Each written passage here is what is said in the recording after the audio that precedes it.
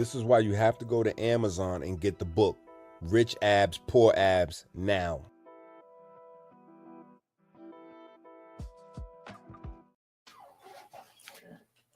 Let's go, let's go, let's go. We early. Sometimes we early. Right? Sometimes we early. Listen. God spoils me. God does spoil me, but God never, ever, ever takes it easy on me.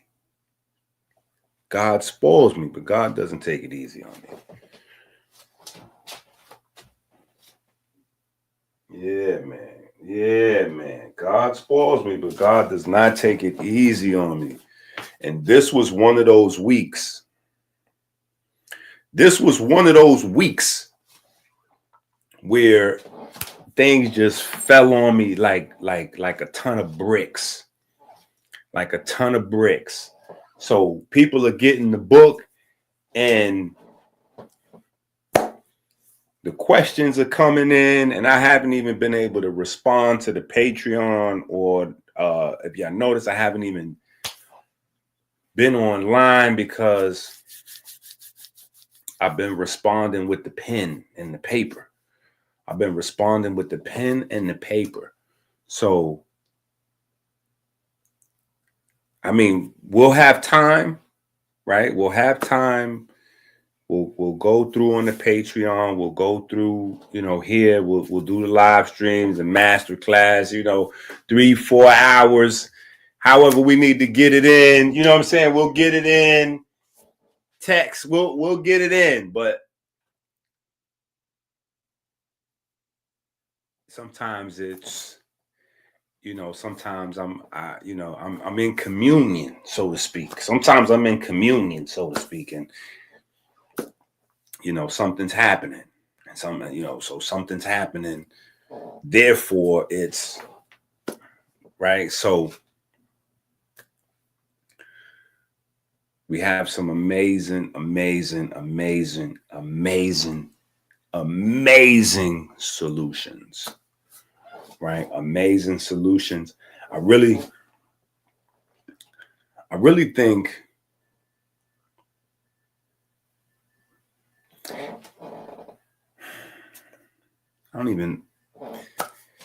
I guess maybe just some of the Patreon folks. I'm gonna credit some of the Patreon folks, especially the ones that are more patient, right? But some of the Patreon folks, and just, I had to be more transparent, right? I have to be more transparent because some of the things that people are going through, are things that I went through. Some of the things that people are going through are some of the things that I'm going through. So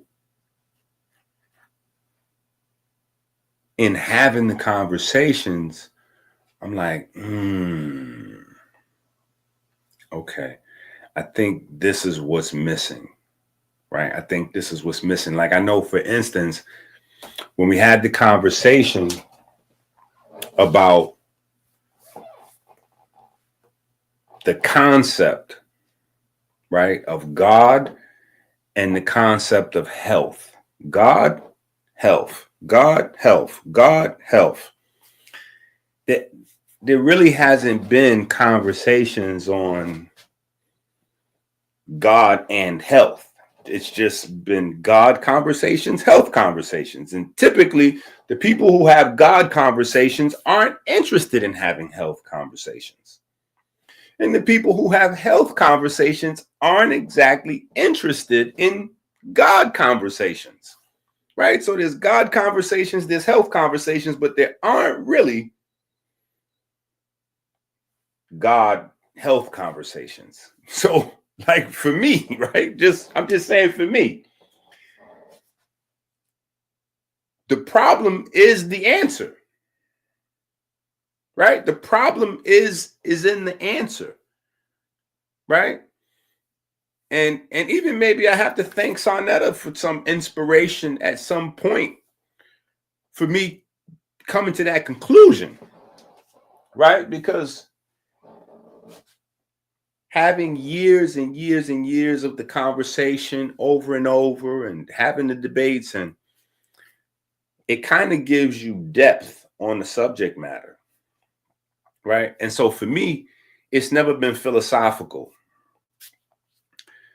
The conversation surrounding God and the debates and all the contention, and it's always been for me about understanding the origin so we could better understand the vehicle. Because the health conversation, I don't think we can have a health conversation really thoroughly and make some headway if we don't understand the machine. Like, it's like trying to put car parts into an airplane, or maybe trying to put like boat, like you trying to put a boat engine in a race car. Like, it's we you know what I'm saying? Like, it doesn't, if you don't know how the thing works, you can't fine tune it. You can't repair it. Right? Does that make sense? If you don't know how the machine works, how can you repair it? Okay, look, let's just simplify it, right? Let's simplify it even more, right? Because that's what these health conversations are about, repairing the body, right? Because nobody wants to even have health conversations until something needs to be repaired, right? So then, and it's just how my mind works, because I want to simplify this thing over and over to get this thing to a point where people have a mastery of the science, right? And in order to have a mastery of the science, I realize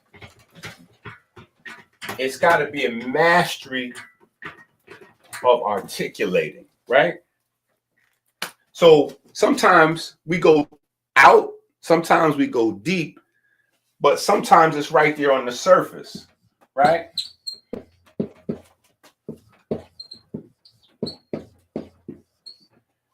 Right? So for me, it's right here, right? For me, it's right here. It doesn't have to go any further than this. So there's a God conversation, there's a health conversation. People that have God conversations don't have health conversations. People that have health conversations don't have God conversations. The problem is right in here. The word repair, right? If your TV breaks, typically before we got into this cycle of never-ending replacement, you'd go have your TV repaired, right? So the problem for me is just as simple as this. Repair.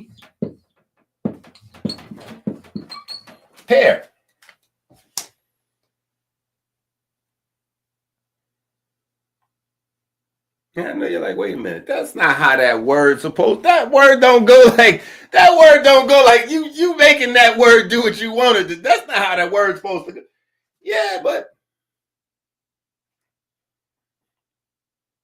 I think it's supposed to go like this. I think it's supposed to go like this. I think, and I've been doing this study in depth. I have way more than 10,000 hours. I've done 10,000 hours on this study probably 100 times already.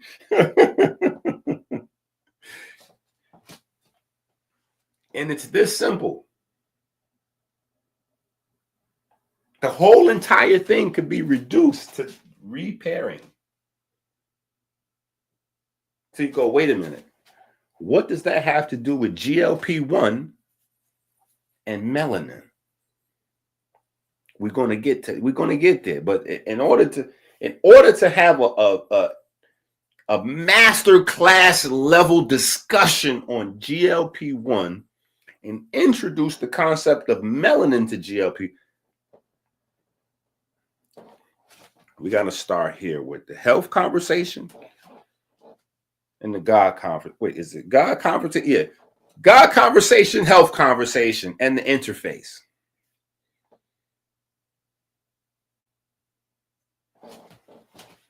Repairing. Right? Repairing. Or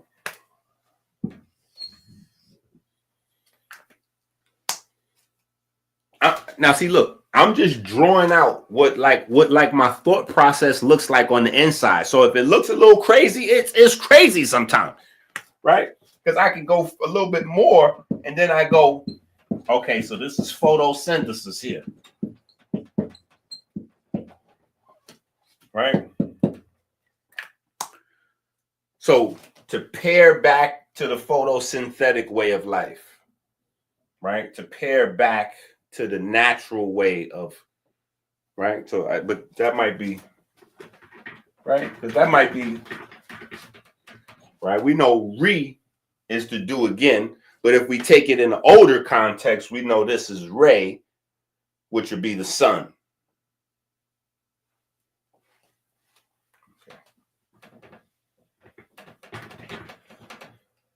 Right? So we're just going to keep it there at repair. Right? Repair. Recouple.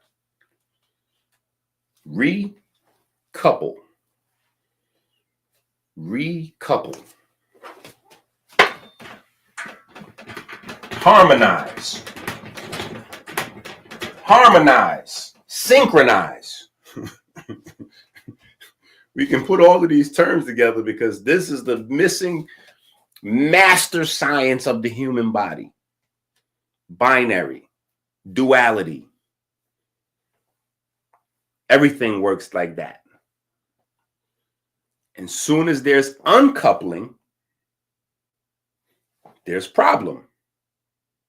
So you recouple, problem disappears. Uncoupling, problem. Recouple, problem disappears. Uncouple, problem. Recouple, problem disappears.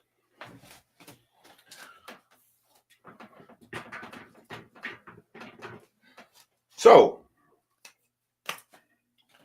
the title of the video, we got these guys. Right? But if you've been watching and following long enough, you should know by now that this is a system. This is a system. When I discuss this, this is a system. This is an end product of an entire system. Right? If you've been watching me longer than a month, you should know that this is an end product of a system. Right? We can take that in a variety of ways. We can go melanin is produced by melanosomes, and melanosomes are produced by melanocytes. Cell, enzyme, pigment. That's a system. Right? We could go further and say that there's a sun catalyst for, system. Right? We can go even further and say, well, that doesn't happen directly without the influence of hormones. Right? So we can go, melanin stimulating hormone, melanin concentrating hormone, pro-opio, proprio, we can go POMC, right? Or we can go genes, right? We can go TYR gene, MI, we can go genes with it. System, right? System. Now, over here, I've been kind of talking about this guy over here for a while, and no one has taken me serious. No one has taken me serious. Well, let me rephrase that. Initially, no one took me serious. But people are taking me serious now, but for the wrong reason. People are taking it serious now because they see that billions and trillions of dollars are being generated. So somehow they're getting the feeling that they missed out on some money. Because I got people hitting me up like, yo, Inc, I should have invested in stocks. I should have invested in some stocks when you start telling everybody about the GLP1 before people knew what it. I should have invested in stocks. I would have been rich right now if I would have invested in them companies that's making, Majoro and Ozempic and whatever the names of them drugs is. I'm like, yeah, I keep telling y'all that's what this information is for. To change your life in every way possible. Every way that you can facilitate changes with this information. That's why I get it to give to you. Right? Your goal with the information might not be my goal with the information. I have a mission. Your mission may not be my mission. Part of your mission may be to support me in my mission, because that somehow helps you to facilitate your mission. Right? Coupling. We are coupled. Yeah. So we're coupled. So now the system works. Yeah. Right? Metabolic system has to stay coupled to the respiratory system. But the metabolic system doesn't do what the respiratory system does. Right? But they need to be coupled because they work together. Right? Now, this here represents a whole system. And this is like this is a part of my biggest pet peeve with science, bro. This is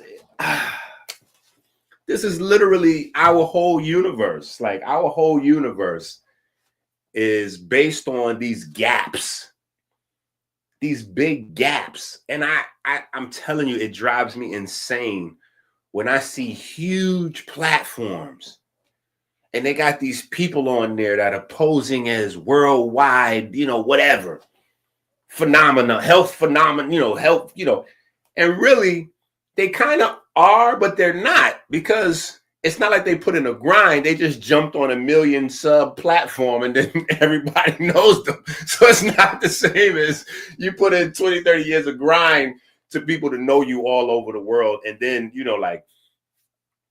but my thing is, the thing that drives me crazy is when they use a term over and over and over. And either they don't understand the term or they're intentionally not teaching people what's the term. You hear this word 1,000 times. You hear this word 1,000 times a day if you're watching those platforms.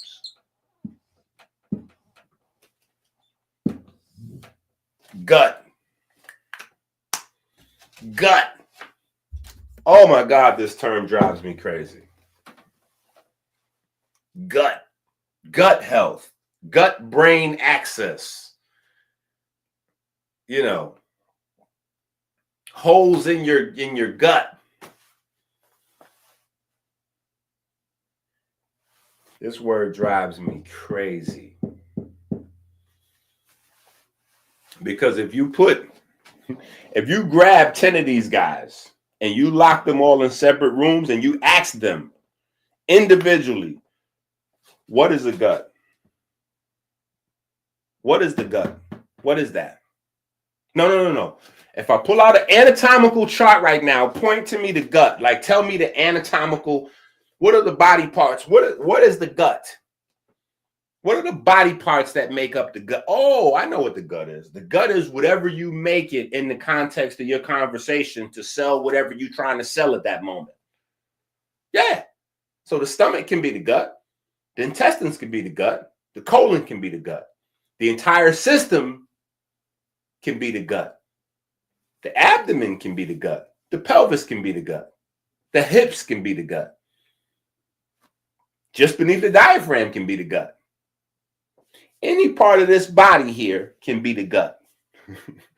Any part of this midsection can be the gut. Your belly can be the gut. Visceral fat can be the gut. The mesentery can be the gut. So when people are watching, people are enamored. People are having dopamine released because they're enamored by the conversation. Conversation's addicting, especially when you put two people together and there's like a conversation. Oh, that's an addicting flow of information, back and forth, back and forth, back and forth. It's like tennis, pop, pop, pop, pop, pop. That's how the very first video game was designed. The very first video game was 2 lines and a dot going back and forth. And you just had this hit, like super basic analog digital tennis. You know, there's a line and it's going to hit the dot and it's going to go to the other side. And you got to align your line to hit the dot back and forth, back and forth, back and forth, back. Mind-numbingly addicting. They've built graphics in and changed a lot of, but the basics of what wraps the brain, what traps the brain in is the same. It's the same with a conversation, right? Respectfully, this is a blueprint, right? This is a blueprint. So you get caught, but I don't think people are learning.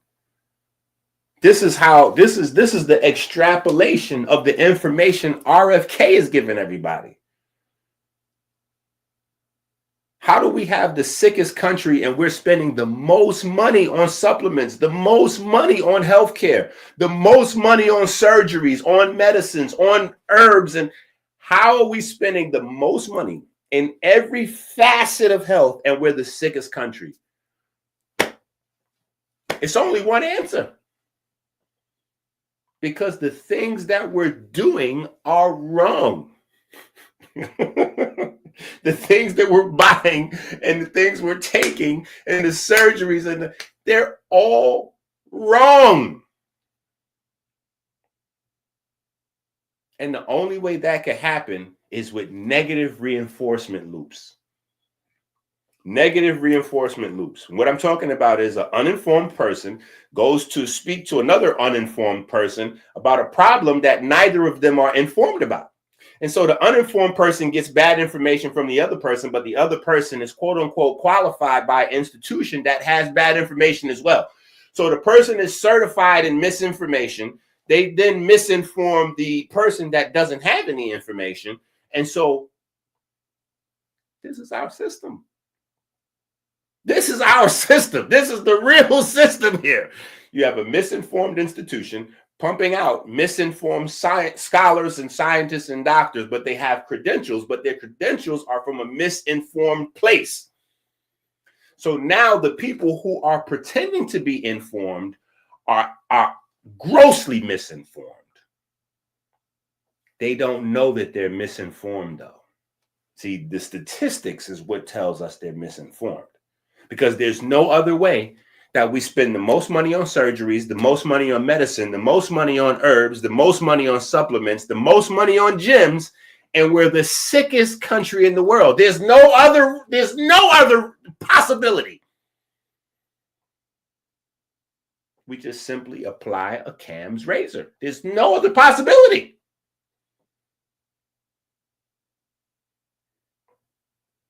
This is not about naturopaths, holistic versus medical versus surgery. This is not about any of that.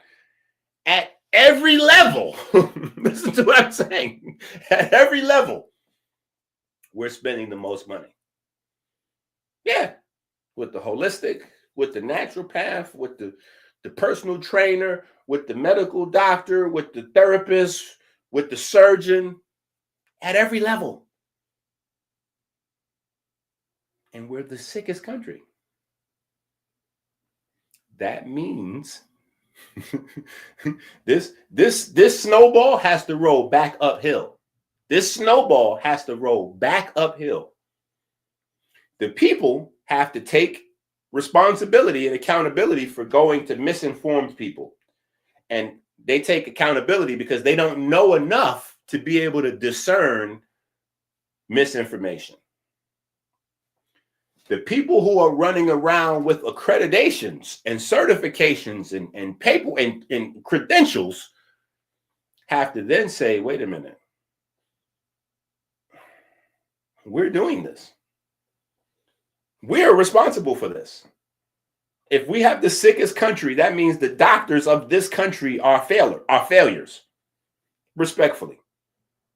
There's no other way around it. Listen, I know it might be a tough conversation, but there's no other way around it. We have to, this is how any other group of people would be graded. Any other group of people would be graded this way. Let's just look at a sport. Let's just look at a sport. Let's just make it less triggering. Let's look at a sport.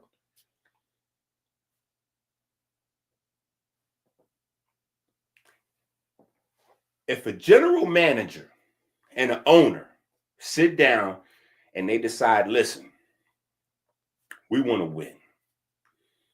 We're going to put the money behind we're going to get us some good players. Right? We're going to get us a good coach. We're going to get us a good crew. We're going to get us 2-3 stars. We're going to put this thing together. Right? Think about my guy Ryan Reynolds and Wrexham. If y'all not watching Wrexham, y'all need to go watch. Yeah, I love that show. I was not a soccer fan before watching Wrexham. Anyway, they put up the bread, they hire the coach, they get some players, right? Top of the line. And there's a failure. They go, okay, well, maybe they need to gel a little bit. Let's just give it another season or two. Nothing happens. People start getting fired and losing their jobs. The owner can't change. But the general manager, he can go. They get fired all the time. The coach is the first one to go. The players are out of here. Let's get everybody can go. Because we have to look at the statistics, and then from the statistics, we have to start holding folks accountable for the numbers. Now, in this system, the real system, where we have the sickest people, who will be the owners in this system? That's where the confusion comes in. I know this is where the confusion comes in because when Crystal was pregnant with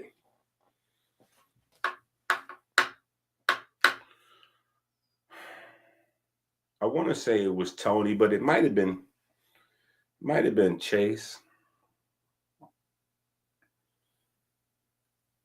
But I talk about this thing that happened all the time because it was like a game changer, paradigm. We're in the hospital. She's pregnant. She's getting the thing where they checking the sonogram. And so the doctors are talking doctorese, right? That's why we have the book. See, I know these things because I live this. I be in these situations, so I know what's needed because I know what I needed. Right? That's why we have the book called The Body Language. Right? Body language. So you're never a victim of Dr. Ease, right? Become fully fluent in Dr. Ease in less than 30 days. Right? Learn this. Learn body language, the real body language before your next trip. But the doctors were in there talking Dr. Ease to one another, right? And they speak comfortably, like people speaking in a foreign language that they confident that you don't know what they're talking about, right? Now, mind you, I just have an eclectic bunch of experiences, right? So growing up in the Bronx, back in the days, people weren't really bilingual like that. Later on, I started doing a lot of different things on Broadway. That's neither here nor there. But I learned that folks would be talking about you crazy, reckless in Spanish and like smiling at the same time because you're ignorant. You don't know what So I realized the doctors does the same thing. They speak in doctory. Now, here's the thing. They don't know. Just like back in the days, folks ain't know I had a little Spanish in my pocket. You know what I'm saying? They ain't know I had a little Spanish in my pocket. The doctors don't know I got a little doctorese in my pocket. So as they going back and forth, I jump in. And I slide right in seamlessly. And I start going, and we talking about fluid levels and preeclampsia and C-reactive proteins and cortisol. And we Crystal is there. She arguing with me, telling me to stop arguing with them. So then a nurse comes and gets her. Mind you, it's a scene, right? So a nurse comes and gets her and tells her to calm down, taking my side. And then once the doctor conversation is over, boom, the nurse is like explaining to her, like, listen, no, is that your husband, your baby dad? But what he's doing is, we need more of that up here. See, because I work in multiple hospitals. In downtown, where the people are really educated, oh, they act like that all the time. They get into it with the doctors because they understand what the doctors are saying. Up here, it's like a third world country.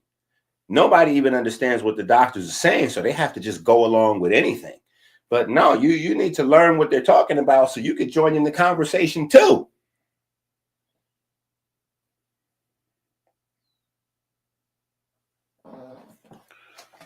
You need to learn what they're talking about so you can join in the conversation too. Now, a part of that whole scenario was not just about the language or being, having people speaking over your head, but not knowing who is the owner. Who's the owner? Who's the general manager? Who's the coach? Who's the players? When people are in these institutions, there's an illusion of authority that's coming down to you. Like as if the doctor is the authority. That's the illusion. The doctor is not the authority.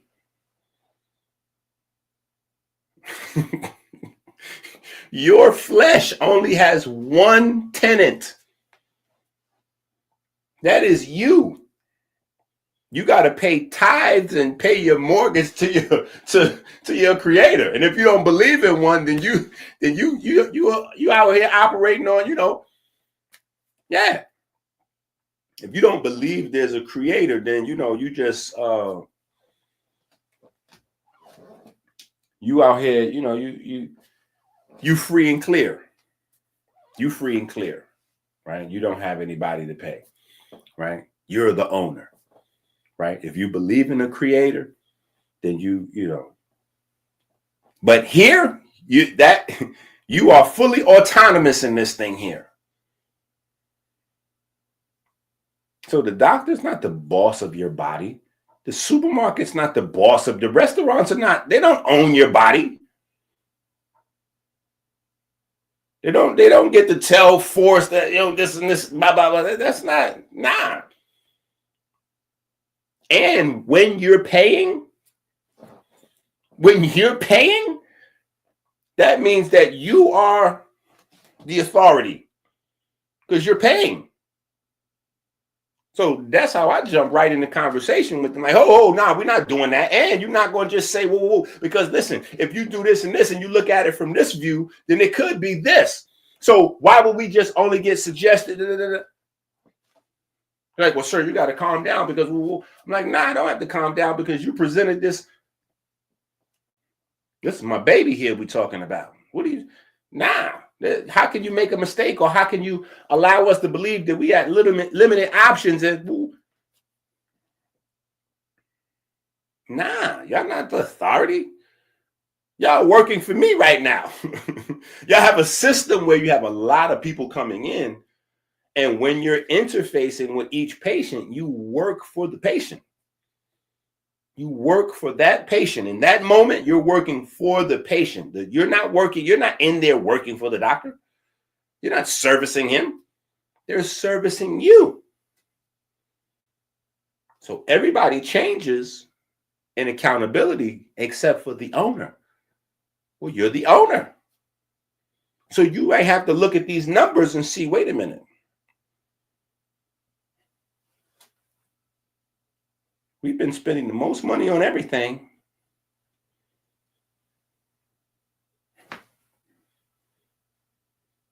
This is why guys like me, typically over the years, were problematic. Because we're saying something different than the masses are.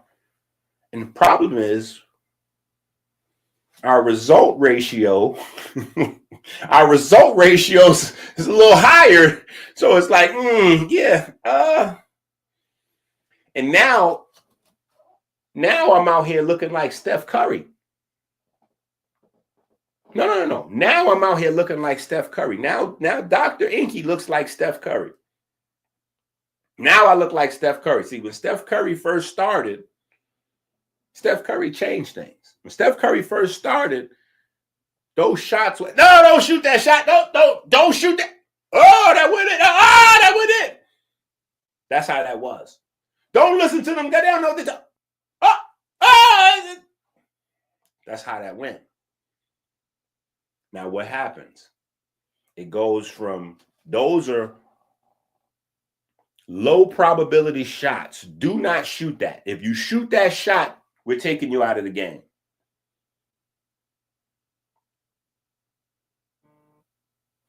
It goes up to, well, for some highly skilled guys, it's okay to shoot that shot every so often, but not when the game's on the line. Then it goes, when the game's on the line, we need him or someone like him to shoot that shot.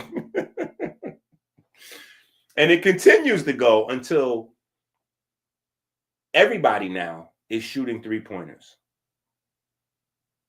There's a time period where there was no three-point line in the NBA. There's a time period after they got a three-point line that nobody shot them. Nobody shot them. Because you were scared the coach was going to sit you down. Now, after Steph Curry took the heat for shooting the bad shots, according to aired logic, the numbers have showed that these aren't actually bad shots. This is the best shot. This is how you give yourself the best shot. So this is what we actually need to be doing. So doing what Dr. EnQi is saying, oh, no, this is how you're going to get the best shot. Because it's the one thing that's not done. It's the one thing. The thing that we're doing is the one thing that's not being done. The one thing that's not being done by other, like herbal sellers or naturopaths or plastic surgeons, doctors, pharmacists, pharmaceutical companies, you name it. They're not teaching. They're not teaching. They will educate you on why you should use a service or product they're selling, but that's not teaching. That's qualified selling. There's a difference. That's why for years I've been to platforms and places and I don't introduce my products. I just teach. If you learn, then you might see the use of some products and go, oh yeah, let me. And you have Yeah. But that's not. Now I will throw the books at you. Like, yeah, go to Amazon, put this in your cart, check out. Because I need you to get the information. Because otherwise, you're going to be listening to these guys on the internet and you're going to start saying things that you don't even know what you're saying. Gut health. What is gut health? There's no such thing as gut health. What is gut health? Some people, when they say gut, they talking about microbiome. Some people talking about stomach. Some people talking about digestion. Some people talking about duodenum. Some people talking about supporting glands and organs, right? So gut health could be, what are we talking about? Liver health, pancreas health. Like what is gut? What is gut? This is not a specific thing. This is a way to entrap you in gobbledygook. You're entrapped with this gobbledygook. Oh yeah, gut health. Yeah, because like gut-brain axis. Brain is a specific thing. Brain is a specific thing. It's not mind. It's brain. Okay, boom. So we got gut. What is that?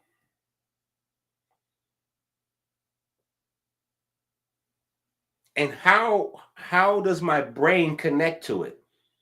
Because if I don't know what this is, there's no way I can discuss a gut-brain connection because I don't even have a clear outline on what this is. And even if I get a clear outline from a platform, from a speaker on a platform, the problem is when I go to the next platform and listen to the next speaker, they have different context or they've outlined some other total different. It's totally different.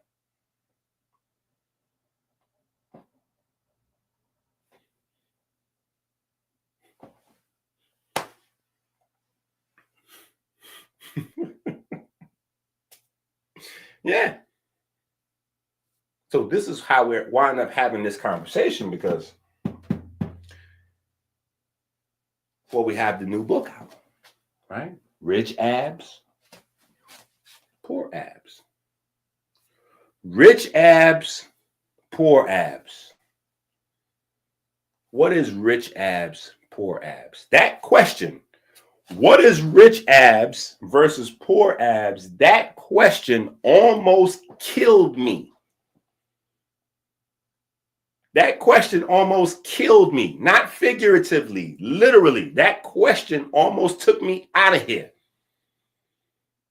I would not have 7 of my children. Yeah. 7 of my children will be missing. Y'all would not have a Dr. EnQi. That question almost took me out of here. Because like a lot of people in my age group or much older, right? We was told that a fat stomach represents success. Yeah. Little.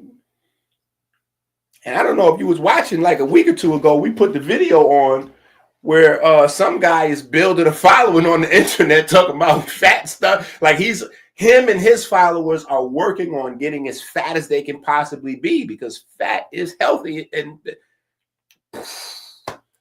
I said, in 2025, this is crazy. Social media is empowering anyone to say anything,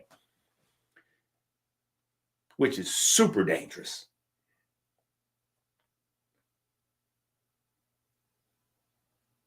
And then we got the whole Ozempic craze and this whole, metabolic illness and diabetes and visceral fat and blah, blah, blah, blah, blah, blah, blah, blah, blah. I said, the only way to simplify this is to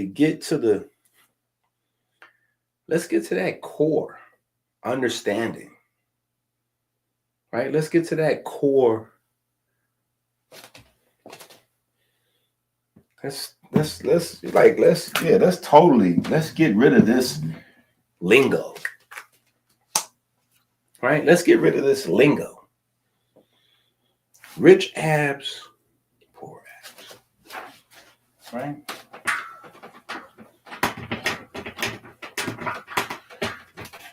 Now we're going to come back to GLP1 and melanin, the melanin system, right? That is what we're discussing, even though we haven't used those words as much as maybe you'd like. That is the conversation we're having. And if you don't know that all we've been discussing, even with our analogies and metaphors and soliloquies, all we've been discussing is GLP1 and melanin. That's why you got to have the books, because you're not even educated enough to understand. Like, literally, that's my pet peeve. Okay.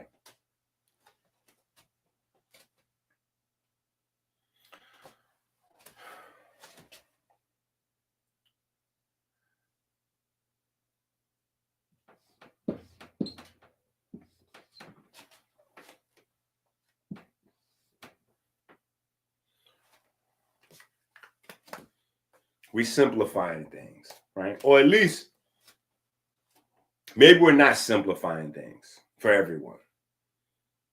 Maybe I'm just offering transparency on my particular brand of craziness that maybe you can benefit from, right? But it helps me. So maybe it can help you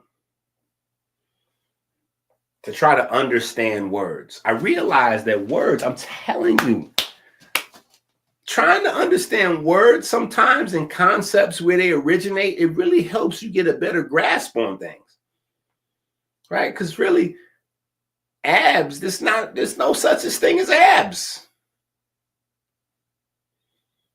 Six-pack is beer. Six-pack, listen to this. People are like, I'm gonna get a six-pack is like $1 trillion term, right? I'm gonna get a six-pack.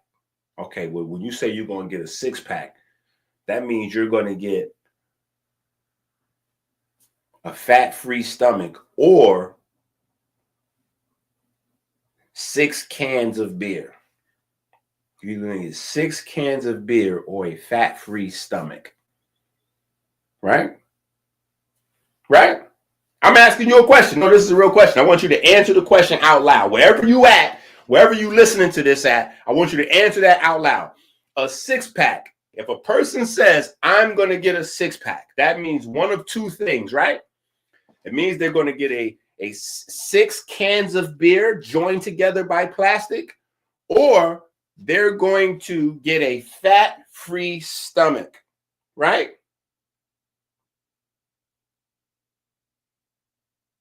Okay. Y'all watching right now in the live, in the chat. In the chat, I'm asking you a question. Is it choice A or choice B? If a person says, I'm going to get a six-pack, doesn't that mean they're going to have a fat-free stomach or 6 cans of beer? Come on. I want y'all to answer this question. Don't be scared. Let's go. I see y'all in the chat. So answer the question. Come on. Don't be scared.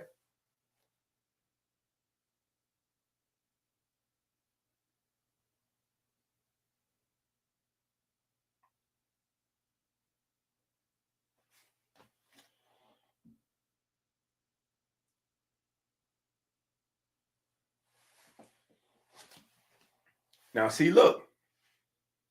This is why people didn't want to answer, because they know somehow if I'm asking the question, waiting for an answer, it must be a trick question. And it is.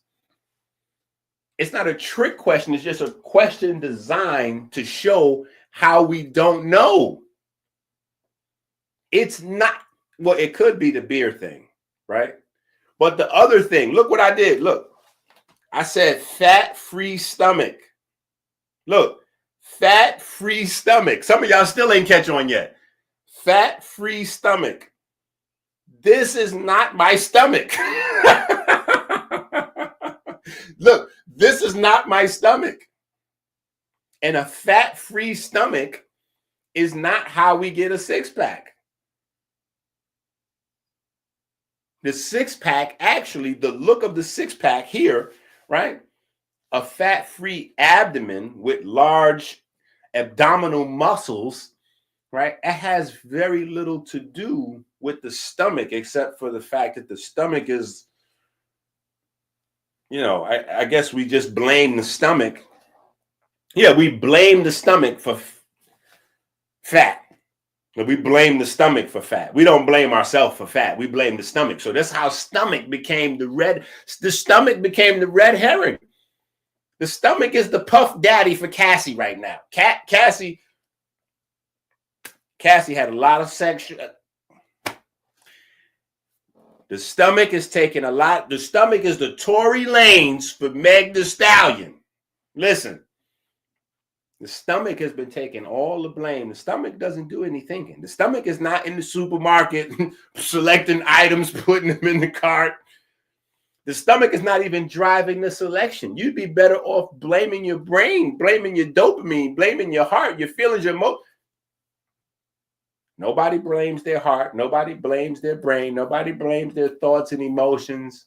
It's the stomach.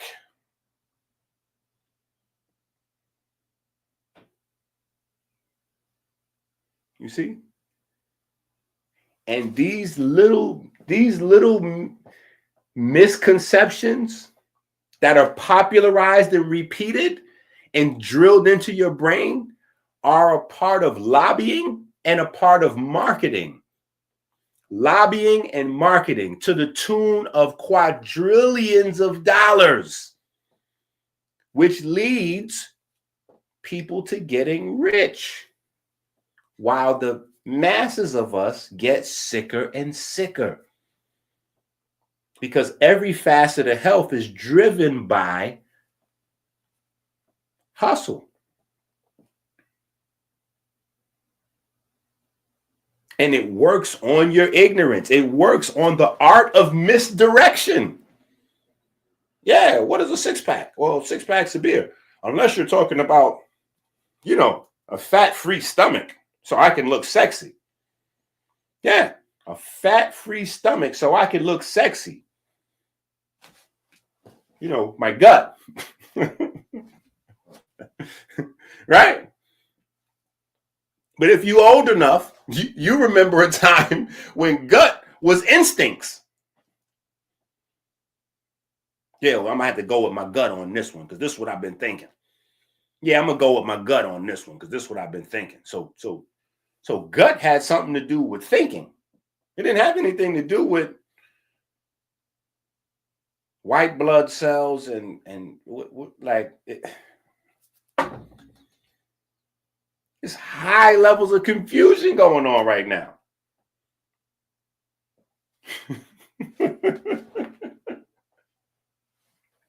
Yeah. Right? So we go ab. What is ab? Ab means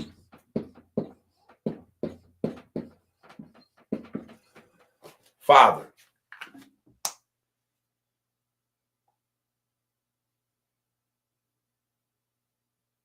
Okay.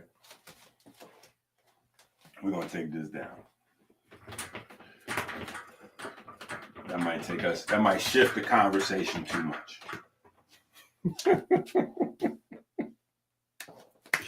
Right? That might shift the conversation way too much.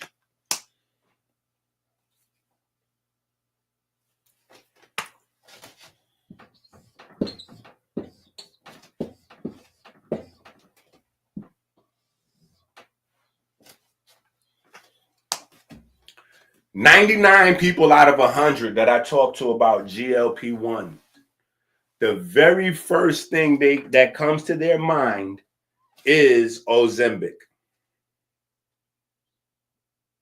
The very first thing that comes to their mind, weight loss drug. Weight loss drug. Why? Why is that the first thing that comes to your mind? Because that's what you've been educated on. When I say GLP-1, we do word call association.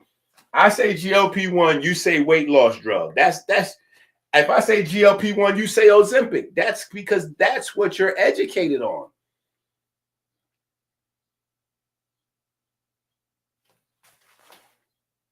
Yeah, you don't even realize it, but when you're programmed that way,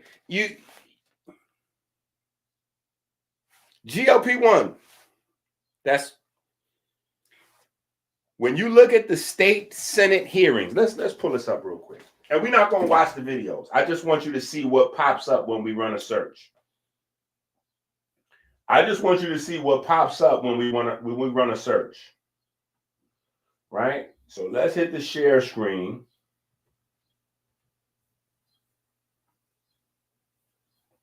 Let's hit the share screen. Because I did this earlier and it was funny to me. But I think it'll be educational for you.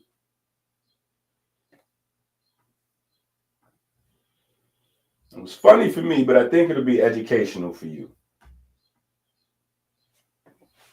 Now look, I'm going to type in GLP-1 Senate hearing, right? Now look at this. Look what pops up. This is the first one, right? U.S. Senate committee hearing over high-price weight loss drugs. Bernie Sanders chairs Senate Health Committee hearing on Ozempic and Wegovy pricing. Watch live. Senate Health Committee grills Novo Nordisk on weight loss drug pricing. You see? Now, 99% of the people watching, they're not going to see a problem with where I see a problem. You see how that goes? You can't even realize the layers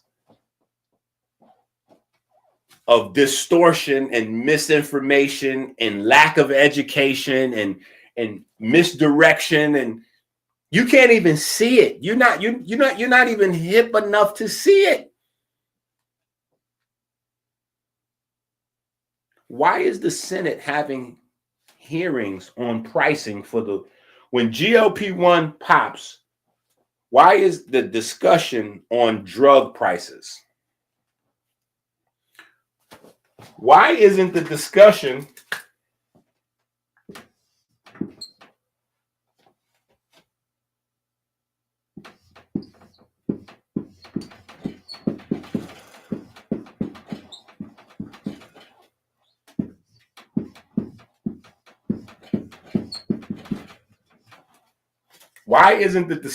on your digestive system?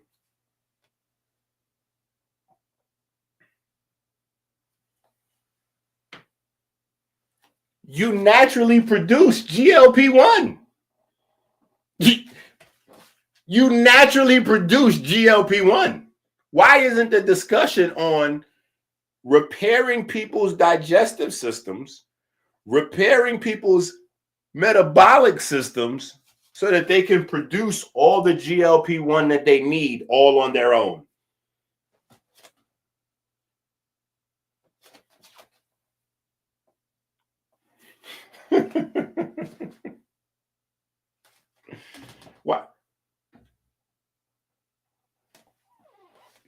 Why isn't that the discussion? See, that's supposed to be the discussion.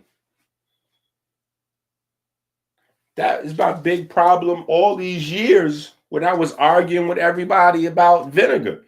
Oh, Doc, yeah, Doc, I'm gonna get some apple cider vinegar because woo, woo, woo, woo. That's not what you're supposed to do. You don't need any vinegar. If you're taking vinegar, that's the problem. Vinegar is Ozempic. Vinegar's Ozempic. Apple cider vinegar is Ozempic. What are you doing? Why are you taking that? Your body produces its own vinegar. Let's go back to the beginning of the conversation. Remember, God conversation, health conversation. God conversation, health conversation. You see? If we don't know how the body works, it's not even possible to engage in conversations at a certain level because we're going to be lost in the conversation. This is how we have a country where we're spending the most money on drugs, on herbs, on supplement, on proteins, on steroids, on surgeries, on every possible health avenue, health machines, health bikes, health mirrors with fake, like a AI personal trainer. Like what? Because people aren't getting the information. So they're going to buy a million to a billion bottles of apple cider vinegar before they realize, your body's supposed to be producing its own. And the more of that vinegar you drink, the less your body's going to produce its own. Yeah. GLP1, your body's supposed to produce its own. And the more of that GLP1 you inject into your abdomen here, the less GLP1 your body's going to produce. So you're becoming a dope fiend. Yeah, you're becoming a dope fiend. See, I have unique qualifications that helps me to do this thing that I do. I know what it looks like as a little boy looking at zombies injecting themselves with needles. I'm like, yeah, just anything that causes me to do that. I don't want to do that. And I don't care about the logic of how you explain to me what's behind in or supporting. Like, I'm not interested as much in your explanation of the needle as in me saying, no, I'm not going to be hooked on taking a needle every day or even every week or twice a day. Or like, I'm not, nope. I know what that looks like. I have a pretext for that and I'm not interested in that. I don't want to do, I don't want to do that. Period.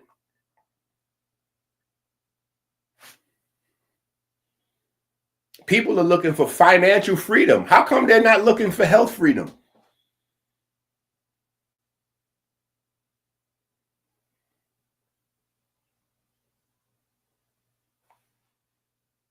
You don't mind like not having a job, but you got like 5 medications you got to inject in yourself every day? That's crazy to me. I'd rather have a job than 5 or 10 injections and pills. I got what? Sign me up for a 9 to 5. Let me get back to 9 to 5. I'd much rather have a daily job than be taking injections and popping pills to survive. Like if I don't take the injection or don't take the pill, I'm like, what? We are living in insane-o world.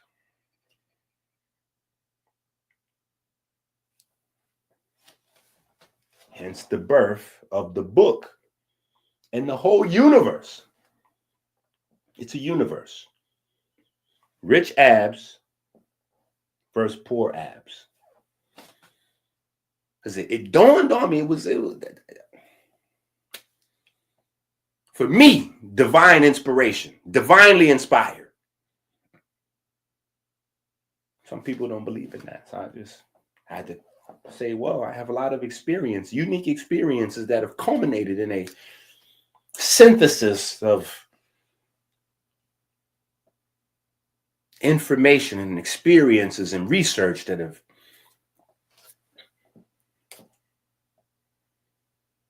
I'm realizing the problem, the misinformation on top of misinformation on top of and nobody's accountable.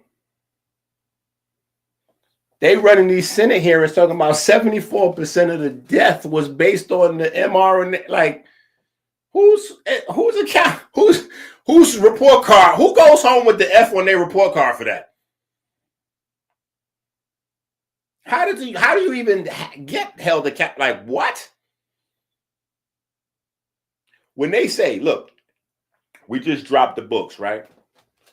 The memory bank book, right? and the dementia book, right? The memory bank book and the dementia book. Think about this. I want you to get this because I know it's a lot of folks watching, but I don't think everybody's on the frequency. Listen, within the last 10 years, they've discovered, listen to what I'm saying, they've discovered more new types of neurons than they ever knew even existed. Listen to what I'm saying. Let me repeat that for you. In the last 10 years, they've discovered more new types of neurons than they ever knew existed before, right? So that's one thing. You're just going to put that down. If you're taking notes, write that down, put that, okay, boom, that's in your pocket right there. Okay, put that in your back pocket. Now, on the flip side, the glymphatic system, they just discovered how your brain cleans itself, how your body cleans your brain. They just discovered this. No, listen to what I'm saying. Just discovered.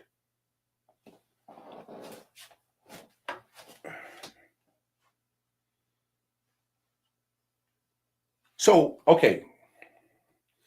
If you just discovering the types of cells that make up the brain, you just discovered the system that maintains those cells, right? The people who are like the people that are coming out of medical school, that have come out of medical school, what are they certified? What are they certified in? What did they spent $300,000-$400,000 going to become a neurologist? What did they learn? They don't know what type of cells are in your brain. Listen, they don't know the types of cells that are in there, and they don't know how they're maintained. They don't know what cells are in there or how to take care of them. So blind leading the blind. And you say, hold on, doc, you can't just say that. Well, the brain is a leading cause of death. For me, that's common sense. That's 1 + 1 = 2. If the people that we entrust, the credentialed folks that we entrusted to tell us what this thing is made of and how it works, don't know what it's made of and how it works, it stands to reason that the thing isn't going to work right. And the numbers tell us that. Leading cause of death. Heart disease, brain disease.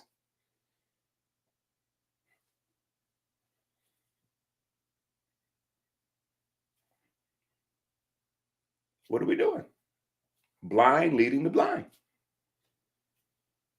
Blind leading the blind.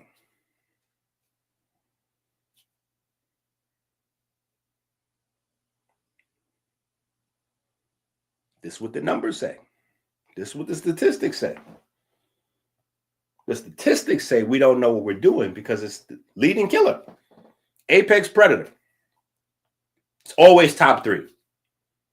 Heart's always number 1, and then cancer and the brain disease, they just goes back and forth. They Steph Curry and Kevin Durant, they trying to be the second best. It's Braun, then it's one of them. You know what I'm saying? Like yeah.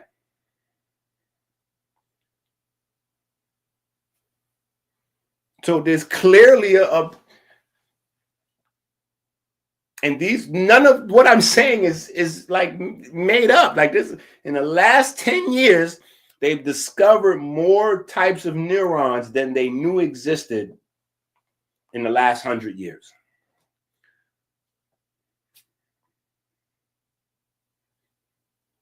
And they just discovered the glymphatic system in the last in the COVID era. Yeah. So these things are not in the school system yet. They're not in the school system yet. So the 20-year, I've been a neurologist for 20 years. Well, you don't know anything about any of these brand new neurons. You don't know anything about the lymphatic system. In fact, you only may know as much as I know because you've been just privy to reading whatever papers in your spare time. But it's not a part of your 20-year tenure, nor is it a part of the education you got, whatever school you went to, because these things just got discovered. Yeah, get a membership to the Only Facts Club, onlyfacts.com. These are the facts. So when we have the GLP-1 conversation, this got to be the conversation. And if we having a gut-brain conversation, right? If we're having a gut-brain conversation, right? We got to get specifics. A gut-brain conversation, right? A gut-brain conversation. Look, gut-brain.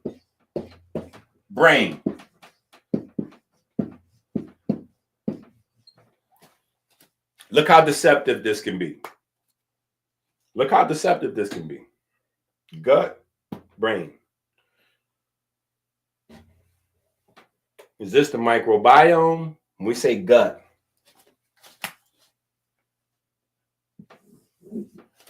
microbiome, intestines, colon, right? Are we talking about muscles, musculature, right? Are we talking about the connective tissue that nobody discusses? Are we talking about the fascia? Are we talking about the mesentery? Are we talking about the groups of immune cells are we talking about the chemicals that these cells and tissues, like what are we talking about, right? Talking about gut-brain connection, right? Gut-brain connection. Okay, right?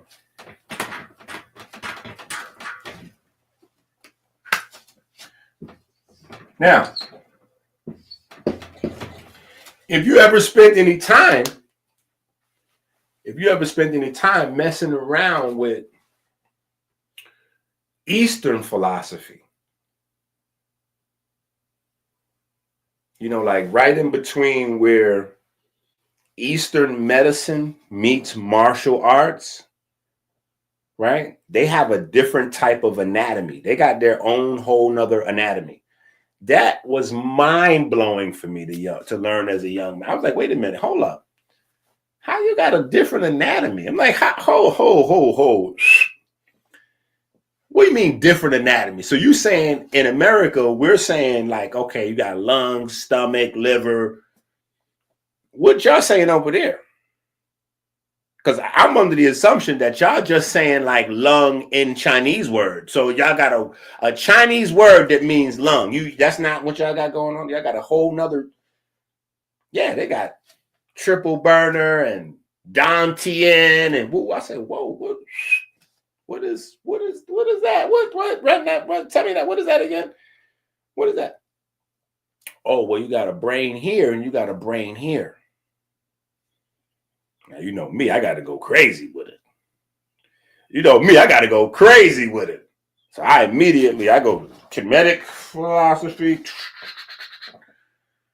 right? I come to the scientific journals. I get to go ancient and modern. See, that's the Freemason, ancient, modern. I'm like, okay, let me put this thing together here. Yeah, let me put this thing together because in Kemet, we have this concept, the Ra'ib. Yeah, they was on something already. They was on something already, right? And then modern science, well, we just got good old-fashioned neurons.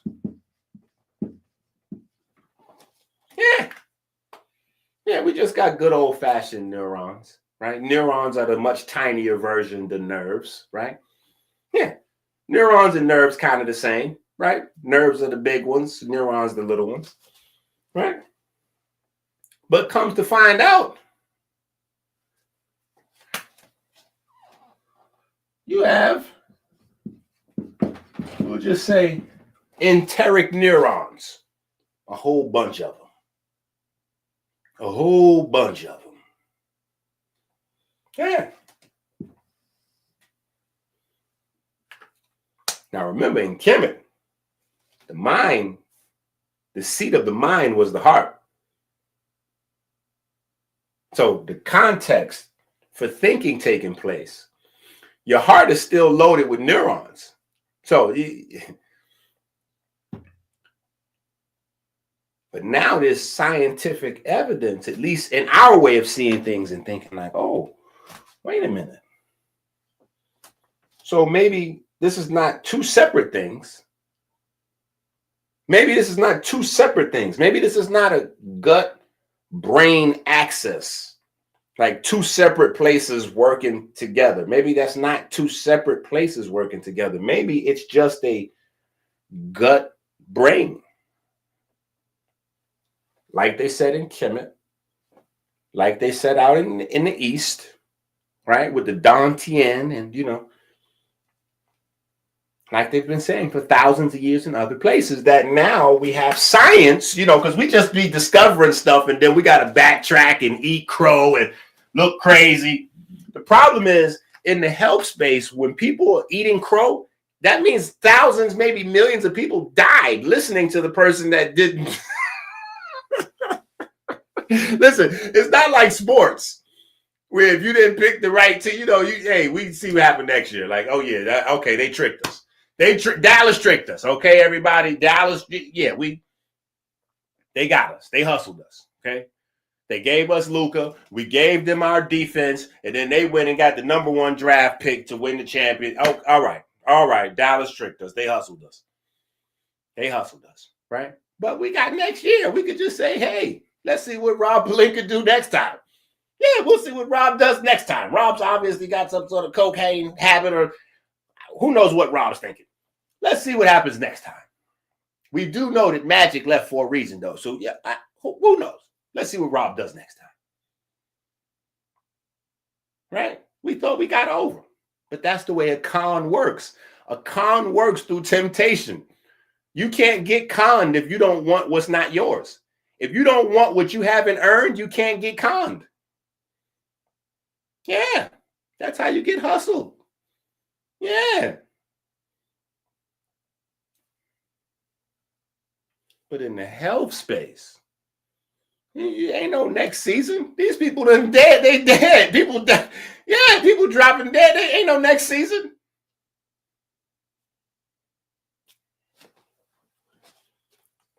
Now we know there's neurons, whole population.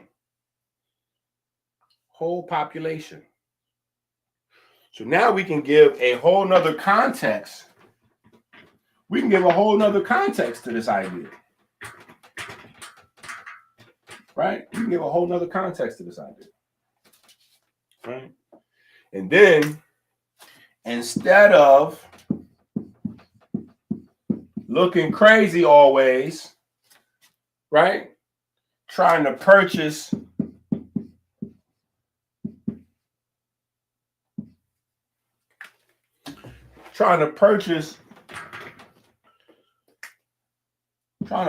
nature. Looking crazy trying to purchase nature, right?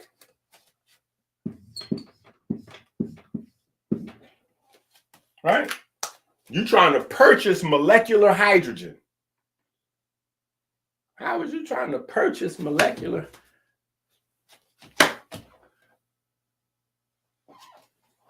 How are you trying to purchase molecular hydrogen? Oh, Doc, you don't know nothing about this. Hey, Doc, listen, you don't know nothing about this. I'm telling you. I done went on to such and such page, and they over there breaking down, because see, the molecular hydrogen, the H2 molecule, is the smallest molecule in existence, and it's the most powerful antioxidant. It's able to cross the blood-brain barrier. And I just be looking at folks like,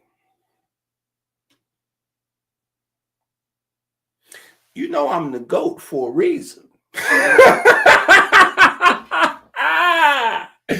You know that if you take every other holistic health teacher and you add up all the books that they've written, like together, no. If you add up all the other holistic health teachers and you add all their books together, I still wrote more books than all, not individually. Like, I wrote more books on this subject than all the other people in the subject space put together.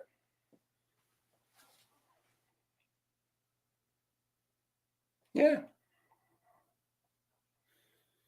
At this point, I've written more books on the subject matter than people have read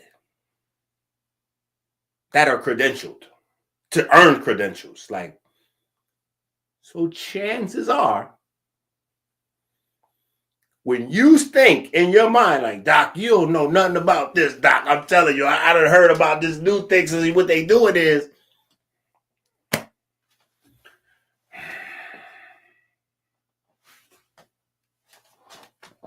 God conversations, health conversations.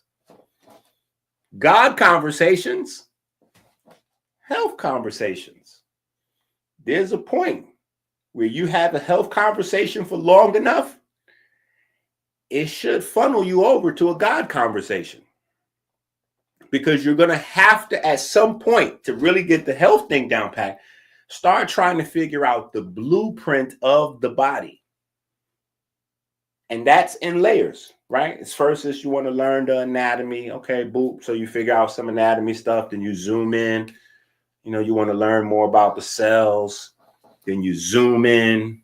You want to learn more about genetics, right? So you start trying to figure out nuclear DNA. And, oh, man, wait a minute. There's mitochondria DNA. And then you jump down the rabbit hole, start figuring out some stuff over there. Then you realize, wait a minute. Nuclear DNA is not running the show. Mitochondria DNA is running the show. Then you go down a little bit more study. You find out that nuclear DNA and mitochondria DNA crosstalk. So there's no running the show. There's a conversation that's taking place. But they're just exchanging vesicles of information. So the nuclear DNA and the mitochondrial DNA conversation is still elementary because you haven't discussed what's in the envelope, right? The nuclear DNA, the nucleus, is exchanging information with the mitochondria in your cells. You're not really having the deeper conversation, the deeper levels. You're not really getting to until you figure out the nature of the information being exchanged, not the thing that's carrying the information. Right? Like, for instance, we talk about DNA. It's like, okay, well, the DNA, A, C, T, G, boo, boo, boo. Okay, cool. Got it. What is that made out of? Oh, that's like some, nucleotide, phosphate, sugar, okay. What's the information made out of? Health conversation, God conversation. Telling you, the Department of Defense just put hundreds of millions of dollars in going from the health conversation to the God conversation, because they're trying to now figure out what is that? What is the je ne sais quoi? What is that? What is that? What is that information? What is the nature? What is the fabric? What is the information? What is that? You see? You can hear me talking. But you can't see words come out my mouth. Okay. Let's go back over here. The same way your body's supposed to be producing GLP1, your body's supposed to be producing molecular hydrogen. It's all right. I don't get it. Come on. If you're frozen, that's a good thing. The information got you. I want you to unfreeze yourself and hit the like button, the subscribe button, pick up your phone, type in some money onto it, send in the super chat, the Cash App, the Zelle, So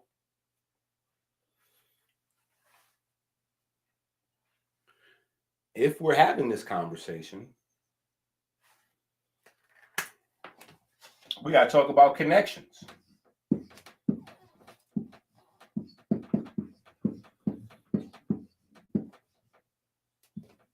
Right? We got to talk about connections. What are the connections? What are the connections? Because I see a lot of different conversations and I'm getting a lot of questions from folks about a lot of different things. So what are the connections? We talking vagus nerve? Right? Is that what we're doing? Vagus nerve? Or are we talking nerves in general, peripheral, spine, brain stem, like cranial nerve? Like what is the connection? Or are we just talking microbiome? Right? Because remember, depending on how long you've been studying, there's a time period where they say there's no such thing as microbiome in the brain. Microbes cannot cross the blood-brain barrier. That's impossible. Fast forward. New findings have revealed that the microbiome.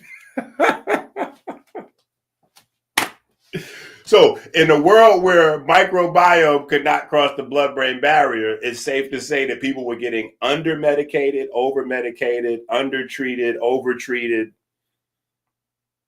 because they were wrong. And they were basing their suggestions, their protocols, their prescriptions, their surgeries on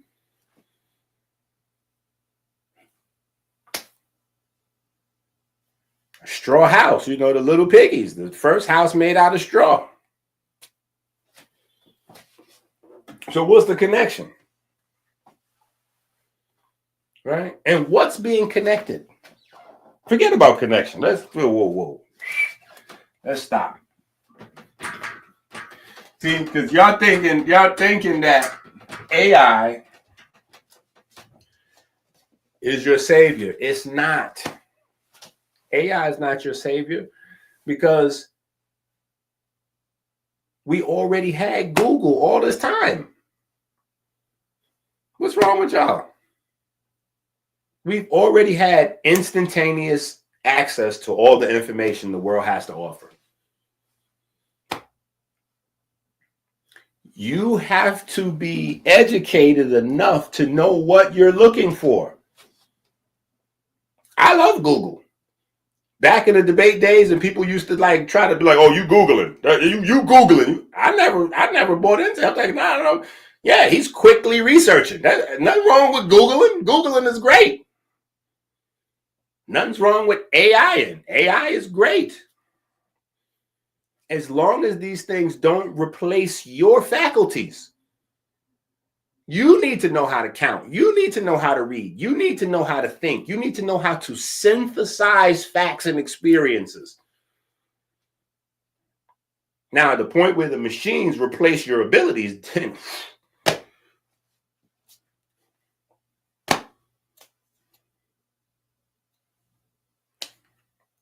and we know that the nature of the human is to develop crutches.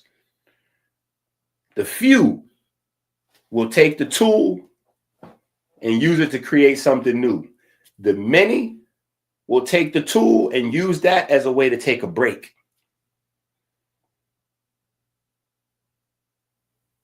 Because we're allergic to work. So we're always looking for a way to get somebody else or something else to do the work for us.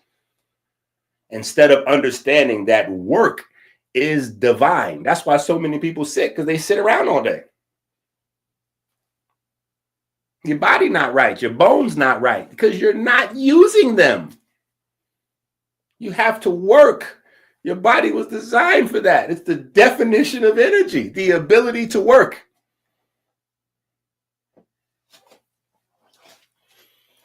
So This is what we're discussing. These are the things that we're discussing in the Rich Abs, Poor Abs book.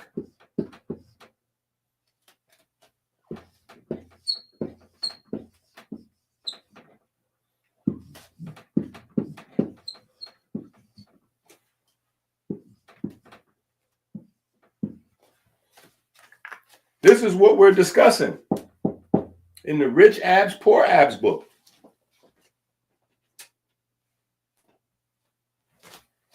Here you go. This is what we're discussing.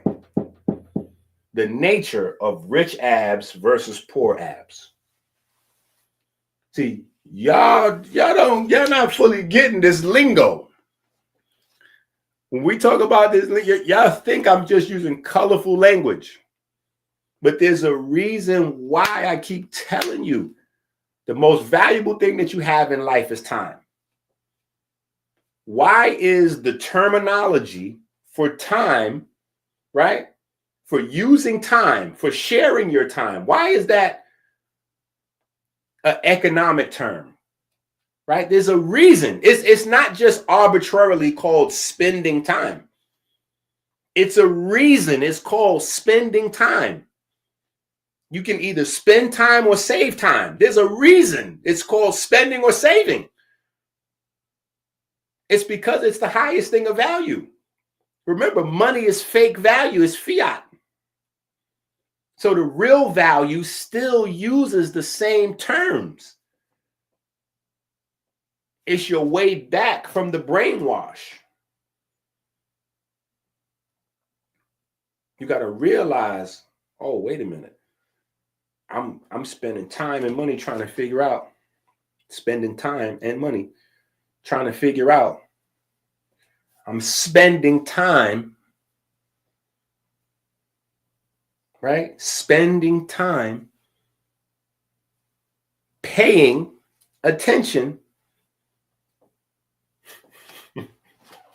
right? When we get food, the food is what? Rich in nutrients. The food is rich in nutrients or it's poor in nutrients. It's poor in it's poor nutrition. I didn't make these terms up. I just observed them. I'm like, wait, is that poor nutrition? What do they mean by poor nutrition? See, my mind works a certain way.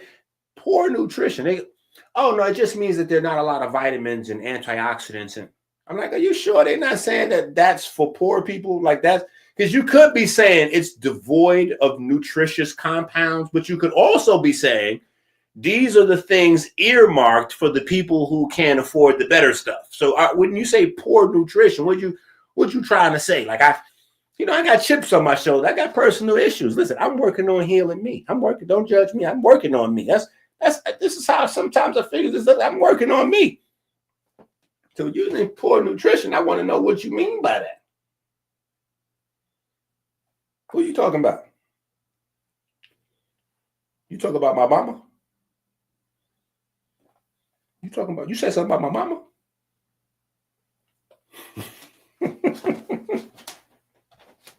Yeah.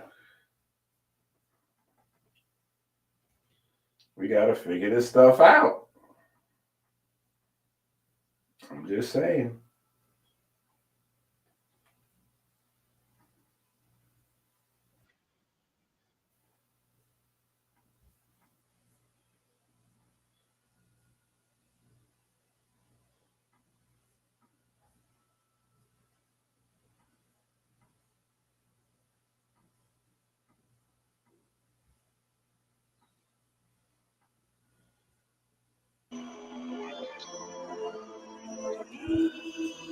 EnQi prayer number 2.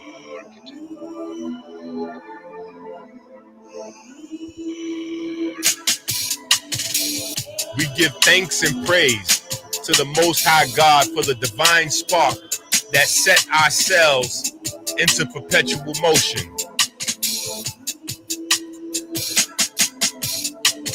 We give thanks for the magnetism of the Most Holy The magnetism that repels and attracts the ferry boats of light 60,000 miles every 60 seconds throughout our vessels and caves. We give thanks for the ability to drink clean water every 60 minutes, flooding the river of life.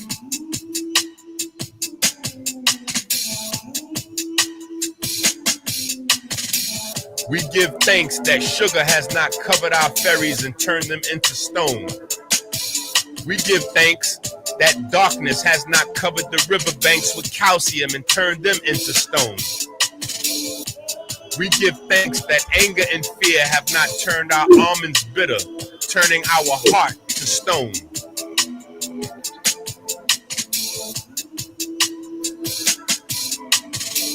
We give thanks for smooth sailing upstream through the valley of death, through the superior vena cava into the right atrium.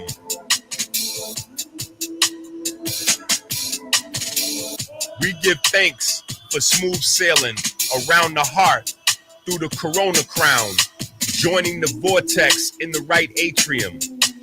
We give thanks for the perfect black solar repeater that induces the primary electromagnetic wave, opening the mouth of the Kodesh HaKodeshim.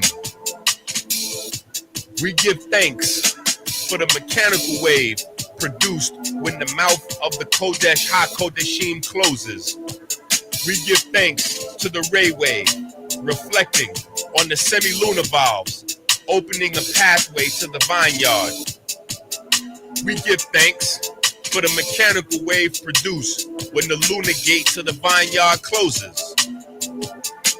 We give thanks to the Most High God that provides the light and our breath, and the light in our breath.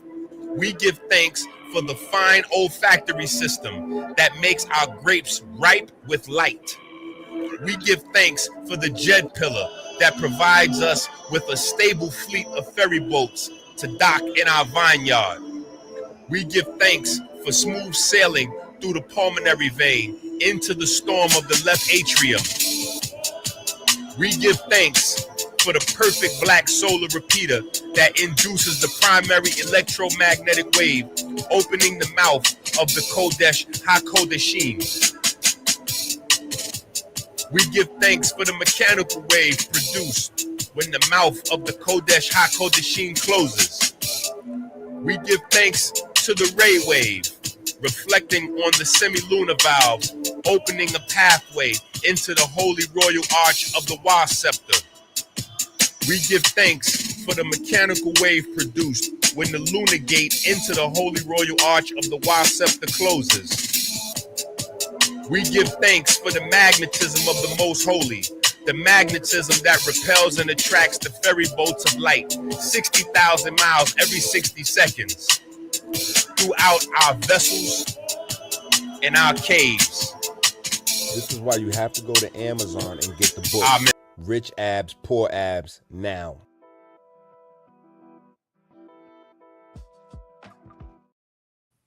This is why you have to go to Amazon and get the book. Rich Abs, Poor Abs, now.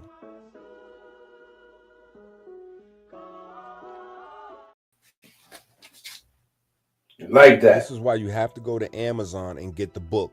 Rich Abs, Poor Abs, now. This is why you have to go to Amazon and get the book.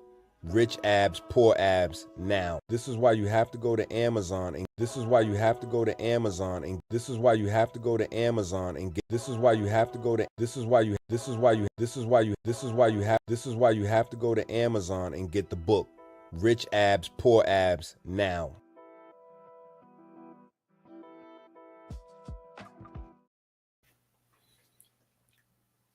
Put a little remix on it. This is why this rich abs, poor abs. Right? Rich abs, poor abs. What kind of abs do you have? Do you have blubbery ones? Do you have a blubbery abdomen? Do you have a tight muscular abdomen? Which one of those is rich or poor? Little blubber on it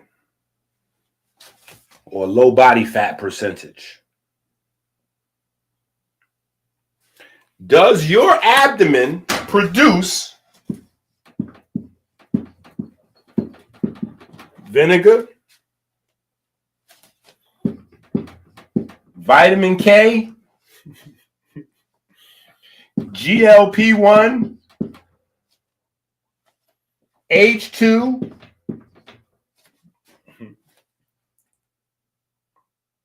right? The list can go on. Does your abs produce these things? Does your abdomen produce these things? Right now, as you're watching this video, is your abdomen producing vitamin K for you?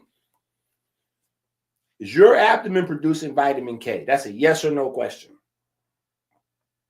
You don't know. Okay. If you don't know, that's a problem. Right now, as you're watching this video, is your abdomen producing GLP-1 for you right now? Mine's is. Let me just tell you right now. Mine's is a little chub. I'm working on getting them tighter though. But regardless to what size it is, mine's is producing vinegar, vitamin K, molecular hydrogen. Oh yeah. Even chunky Dr. EnQi, even fat Dr. EnQi is. Oh yeah, molecular hydrogen is happening. How do I know? Because I know how to do it. Yeah, I know how to do it.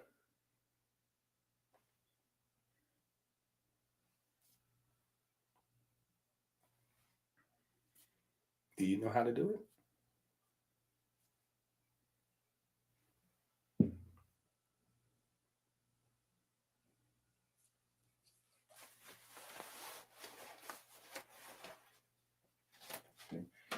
For me, being a person that's constantly battling all my life with these issues, right? Because these when you read the book, you're going to find out that both of these people is me. This is why you have to go to Amazon and get the book, Rich Abs, Poor Abs, now.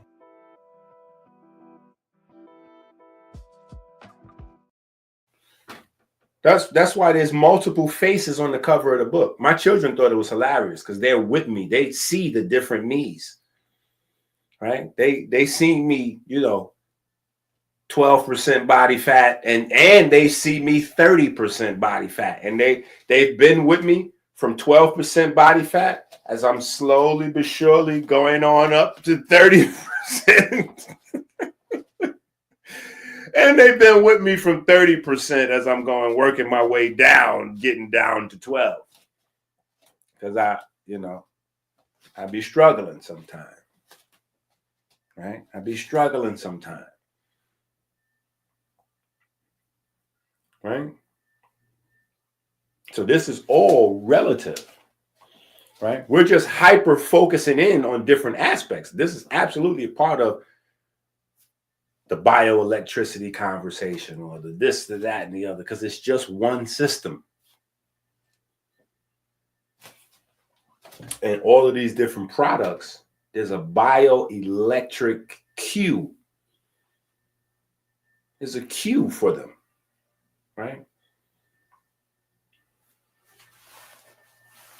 So this is the true nature, right? This is where we're getting down to the nitty gritty. Rich abs or poor abs. Much more important than the superficial look. Much more important than the look.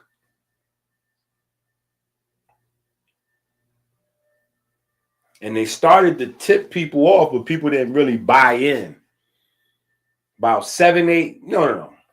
Probably longer, maybe about 15 years. Maybe about 15 years ago, they started telling people that visceral fat is different than subcutaneous fat, right? Visceral fat, subcutaneous fat, right? And then somewhere along the lines, folks got that confused with white adipose tissue and brown adipose tissue. Yeah. Because sometimes people are talking to me and I can tell that they're saying something, but they don't know what they're saying. They talking about something. I'm like, yeah, that's not. So yeah, brown adipose tissue, you're not supposed to mix that. Yeah, you mixing. Yeah, those is two different. Visceral fat, subcutaneous fat. That's a location conversation. That's what visceral fat and subcutaneous, that's a location. Is your fat located suffocating your organs, or is it suffocating your skin? Where is the fat located? That's what subcutaneous versus visceral. That's that. White adipose tissue, brown adipose tissue, that's talking about the fabric of the fat itself, regardless to where it's found at. It just so happens that certain places of the body tend to have more white adipose tissue, and some places tend to have more black adipose tissue. But black, white, beige, brown, the color of the fat is basically just telling you how much mitochondria and iron is in that tissue. And the difference is there's a threshold. So once you get past a certain amount of mitochondria and iron, that tissue starts to be a part of energy production, right? It can now take care of itself. Like that's like teaching folks to fish versus giving them fish. Right? White adipose tissue constantly needs fish. Brown adipose tissue knows how to produce energy for itself. Right? So those are two different conversations. Right? And then depending on how much white adipose tissue you got, that white adipose tissue is a cancer of it. Is white fat is its own type of cancer. Yeah, it's its own type of cancer because it creeps into other places and it turns those places into fat as well. This is the reason why people lose the ability to make blood as they get older. Yeah, because the fat from your body is literally converting the bones into fatty tissue.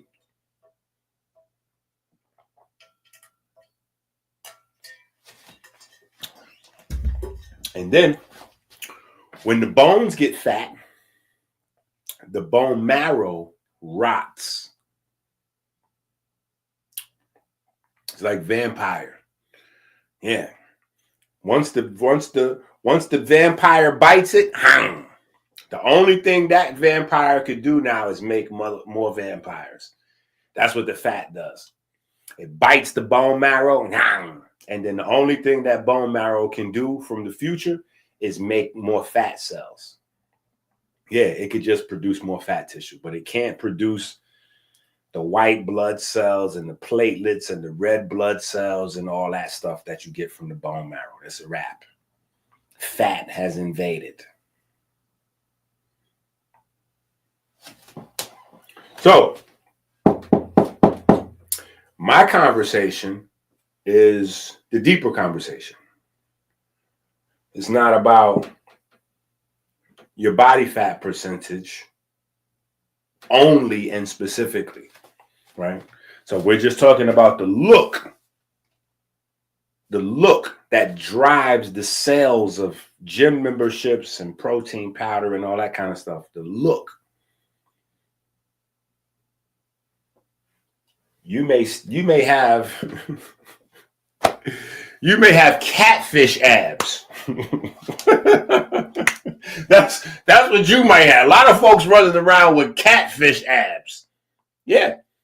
Their abs look good. They look sexy, but those are not rich abs. Those are not rich abs. They look sexy, but they catfishing you. Yeah. They are catfishing you. First of all, there's people that can surgically get fake abs put in. That's number one. But number two, if the population of cells and subcellular life forms that live in your midsection is not a bunch of hustlers, then everybody's in poverty.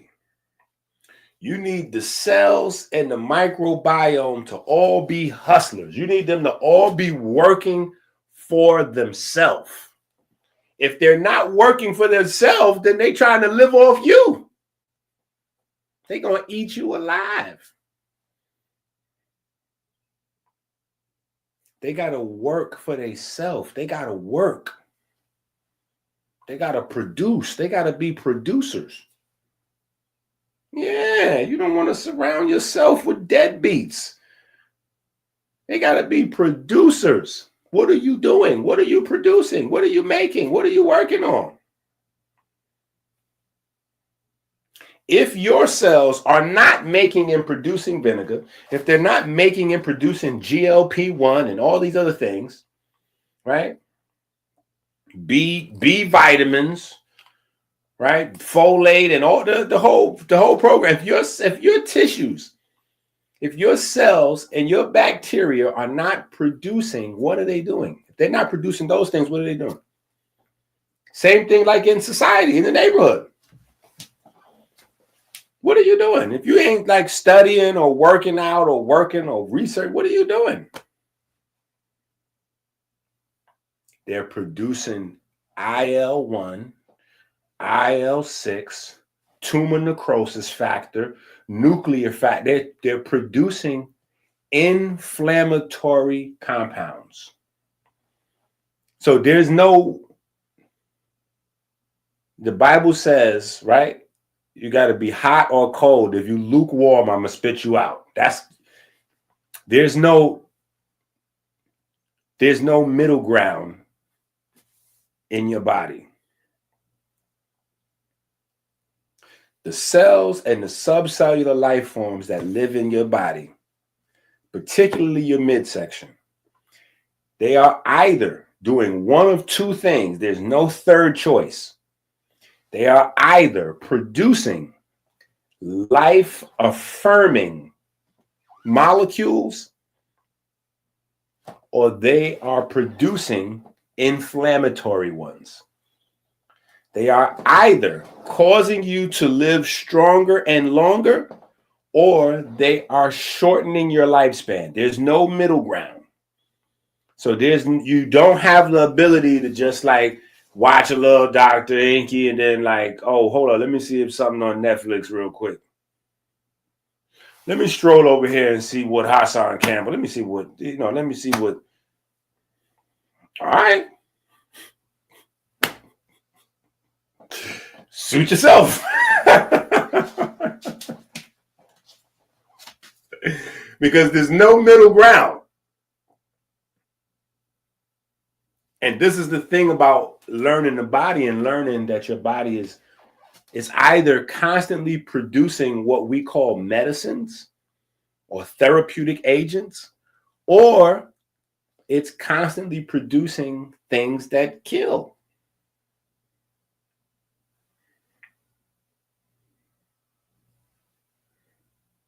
This is why the aorta is so important. It's like the real fountain of youth, because it's going to facilitate and distribute all those things from everywhere else, right? It's the e-commerce, it's the commerce highway. So what do you have? Rich abs or poor abs?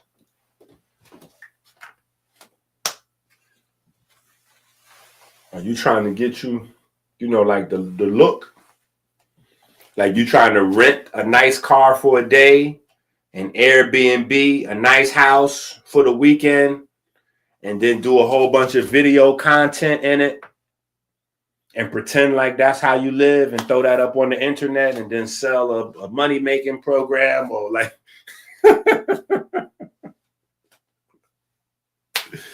Yeah.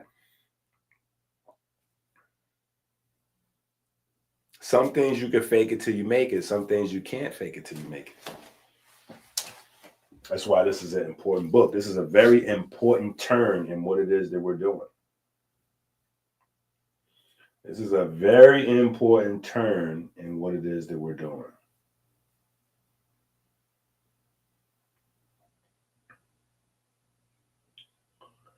Right? And we can look at this a variety of ways. Right? We can look at this a variety of ways.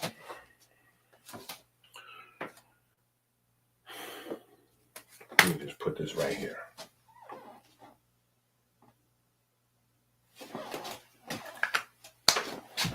The most valuable thing a human has is time. What is the most valuable substance? The most valuable thing a human has, non-tangible, is time. But what is the most valuable substance to life?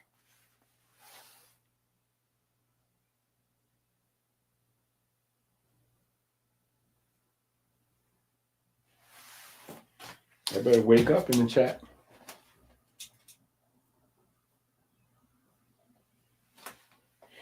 The most valuable substance to life.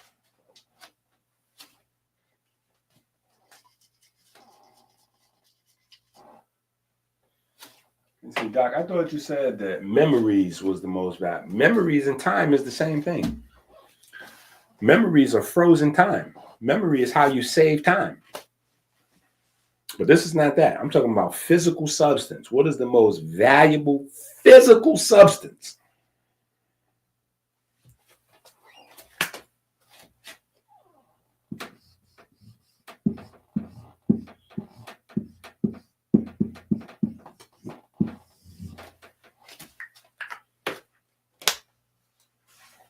The most valuable physical substance in your body is water.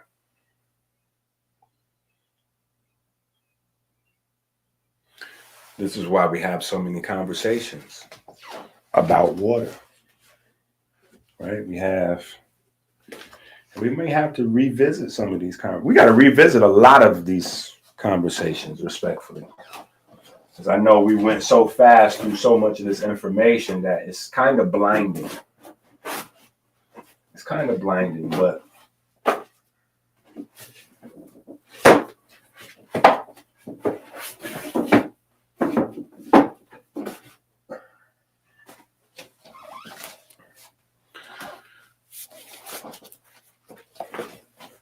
the lymphatic immunity book and the hydrochemistry book. Lymphatic immunity, hydrochemistry.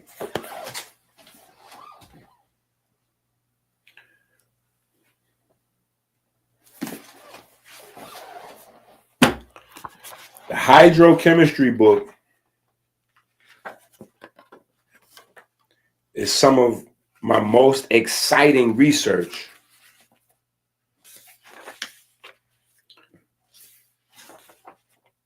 because we get to have some other conversations.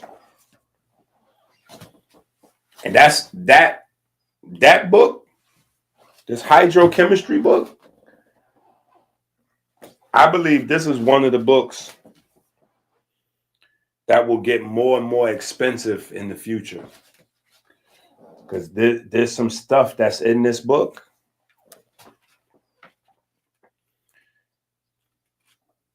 there's some concepts that's in this book that's still not popular conversation yet. That's still not popular conversation yet. So we have the concept of H2O. Then we had the popular concept of structured water, right? Being more like a thick gel, right? H2O, H2O2 is peroxide, H2O3 is the jellified, the thick water that our cells are made of. Cool, right? Then we have the concept of Okay, you got plasma, right? You got your plasma. And then from there, your plasma becomes interstitial fluid, cytoplasm. It becomes perilymph. It becomes lymph. It becomes cerebral spinal fluid, right? It just becomes all of these different types of waters in different places of your body, right? Well, quietly, because for one reason or another, water information is highly secretive. I don't know if y'all know that there's still like military strategies of like water is a thing. Water is a big part of global economics and military strategy for how countries position themselves. Water is a thing.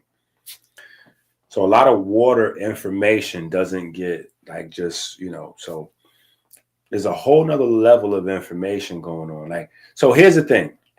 And I guess for a lot of people, they just feel like stuff is disappearing, right? So let's go back a little bit real quick.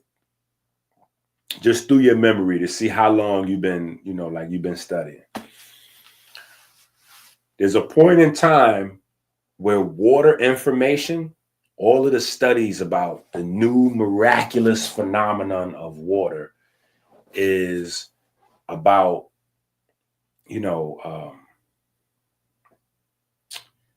static electricity and how water creates like platforms where like bugs can walk on it. And, so that was a whole thing, right? Then that kind of phased into this whole crazy deep research about water having its own form of memory, right? Water having its own form of memory. Now, there's some other things like, weird anomalies with viscosity and how, ice, floats on top of liquid water and blah, blah, blah. But you go from this thing with water forming layers to water having memory. And then you get into this space of, the disappearance of our sister, Mona Harrison, and then Masaru Emoto jumps on the scene, and his name is Emoto, and he's talking about emotions, right? All these little coincidences. My brain be noticing this stuff, like Warren Buffett making billions of dollars selling food, and his last name is Buffet. Like, come on. So anyway, Masaru Emoto comes on the scene. He's talking about, oh no, well, water can receive your emotions. And so he's building on the idea of water having memory. He's saying that water remembers emotions. So it's not that it necessarily studies, like it's not like how we would think memory is processing information. And so like, yeah, this is, it's remembering feeling, right? It remembers vibes, right? It remembers the vibe, right? So if you send love into it, it'll have a loving energy. And then they're taking pictures and they're looking at the arrangement of the water molecules. And so that lays the groundwork to start getting more into the structure of water. And so that kind of, the conversation over time is morphing into, where they went to, structure of water, right? And they stopped right there. Well, they didn't stop, period. They just stopped in the public. Just so you know, they stopped in the public, but they didn't stop researching. It's just that the research got so spooky. This is what happens when research gets spooky. It goes out of public circulation. So in your mind, you might have thought they stopped making YouTube videos about it. Like, yeah, if they stop making YouTube videos, it must not be good information. No. It's so good that they don't want the public to have it. Yeah, it's quite the opposite. So they realized that the structure of water is everything.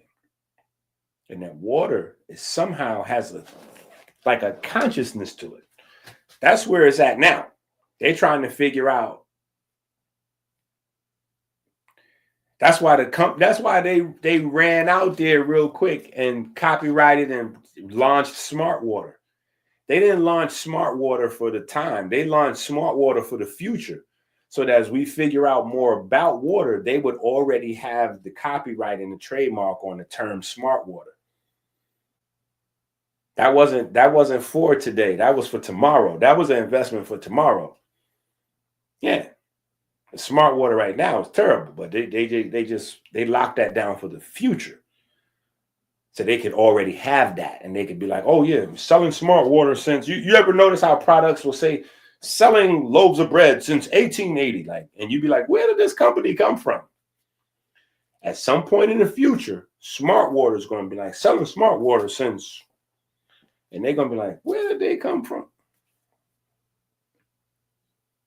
When the information wasn't public, the insiders, they know, but they can't really act on things because it's outside of the public sphere, right? So we're talking about some of these more advanced concepts in this book, Hydrochemistry, the different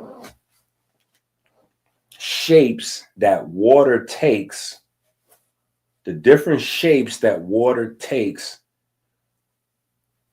to facilitate bioelectric life, right? Because water can't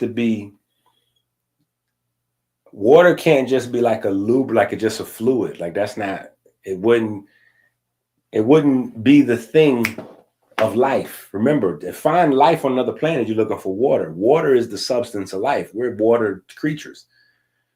There's a reason for that, right? If it was water or bioelectricity, no life would exist. The reason why life can exist is because bioelectricity functions in and through water. All right. I know I'm going over somebody's head, so we'll go back here. Right? We'll just go back here. We'll just go back over here. Right? We'll just go back over here. To see what had happened was, when you look at all the cells in the human body, if we associate value to water, the fat cells will be the poorest.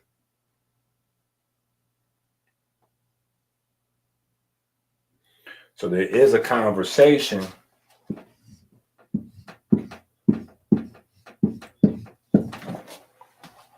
for white adipose tissue. There's a conversation because they have no water, so it's true dehydration. The more white adipose tissue you have, the more dehydrated you are, because fat cells don't store water well. They have the least amount of water in them, right? Then they store toxins and toxic creatures.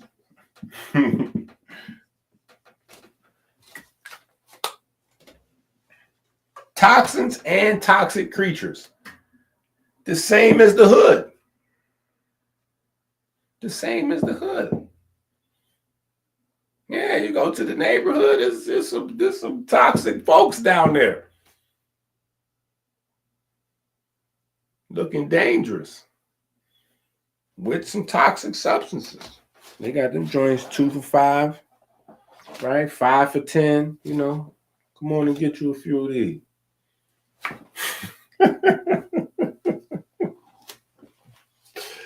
Right? Fat cells, white adipose tissue. Right? So there is a whole conversation to be had with that. Right? But that is not our conversation. Our conversation is about if health is wealth, right? And energy is the ability to work. right? Work is about transforming energy from one form to another, right? Producing. That's what a producer does. Transforms a thing from one stage to another. And then a service person presents.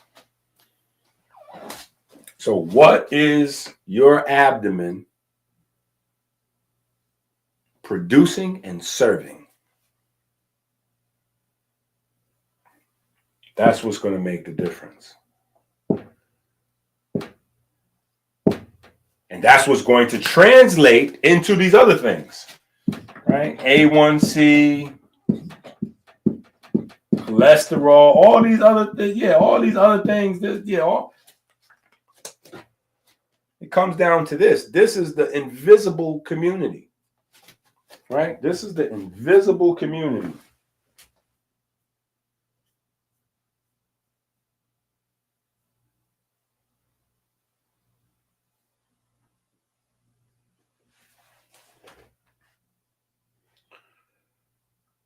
What happens when they try and stop taking it?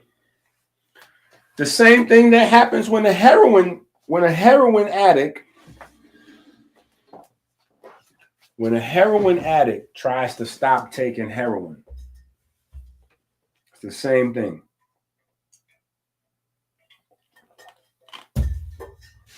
They get sick.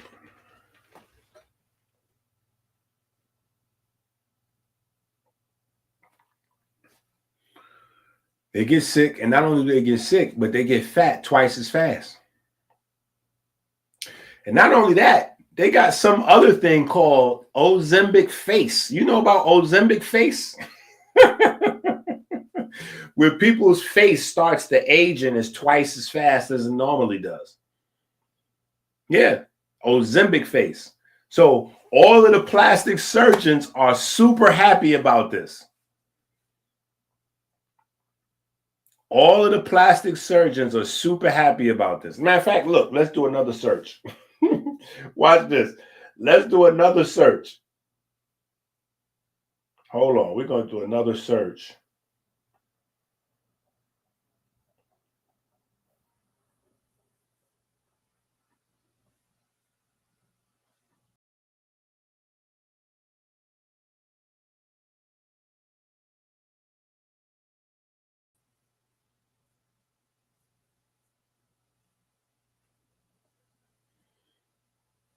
There we go.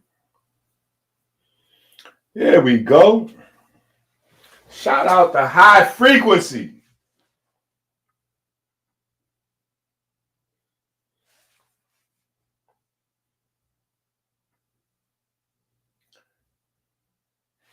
You right, Paul. See, that's how I know who's studying. Paul corrected me. Paul is correcting me on my books. Right? So when I tell y'all the hydrochemistry book and the lymphatic immunity book on water, he's like, yeah, and you're forgetting the Legault book and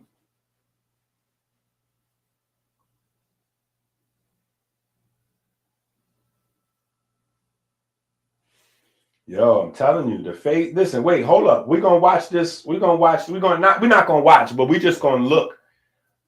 We're just gonna look real quick because I want to pull up. Sometimes the stuff that pops up in a search is enough information all by itself. Like that's enough information all by itself. Watch, we're gonna pull up this search.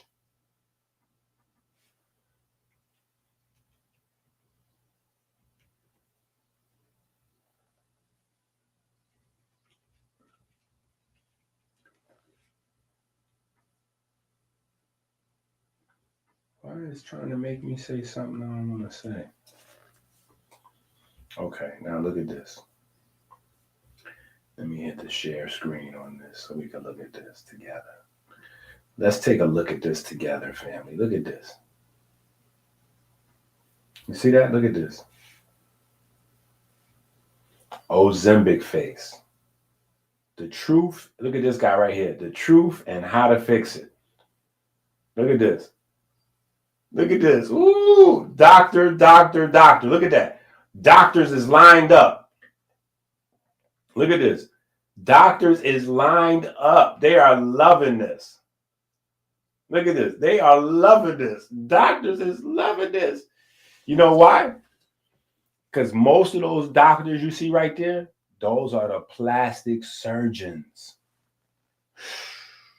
So you got to understand how this go. The bag, they sharing the bag. So we're gonna get this get this pharmaceutical money. We're gonna put all these folks on Ozempic, and then they're gonna get addicted because their body gonna stop producing GLP1.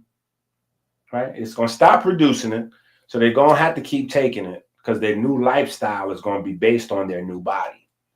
So in order to maintain their new lifestyle, they're going to have to maintain their new body, which is synthetic. So they got to keep taking the drug. Now, as this is going on, their face and all that is going to start. It's going to start getting different. It's going to start getting different. And so, hey, that's where y'all come in. Sell them on the benefits and tell them to come see me. Yeah, just send them to the plastic surgeon. We'll tighten them up. Yeah, just come on to the plastic surgeon. We're going to tighten you up.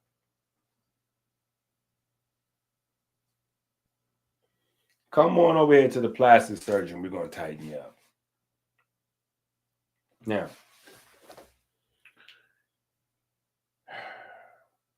so much layers to this.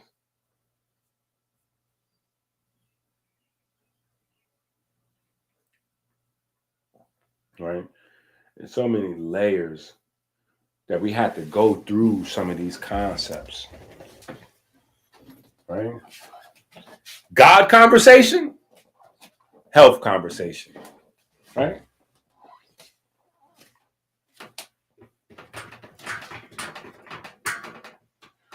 What kind of promises did God make you? What kind of promises did God make you?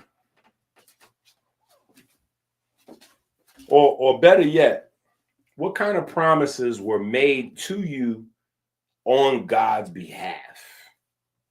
Right? There's one word that kind of sums it up. And in the land of prosperity preaching, I know that we have heard this term.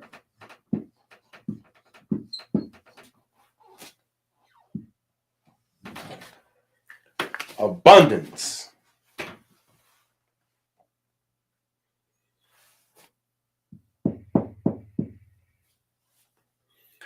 This is where the confusion started. The confusion over health and wealth and fat and skinny and blah, blah, blah, blah, blah. Right? There are roots, real roots that cause the confusion we deal with today. Right? Because the people, let's go back to some previous societies. The people who were skinny because they were poor. They weren't skinny because they were trying to be runway models. They wasn't skinny because they was trying to fit an aesthetic. The origin of the concept comes from people who were going through starvations. They were going through lack, right? We've even had whole people starved to death, whole families, whole tribes, right? Whole cities.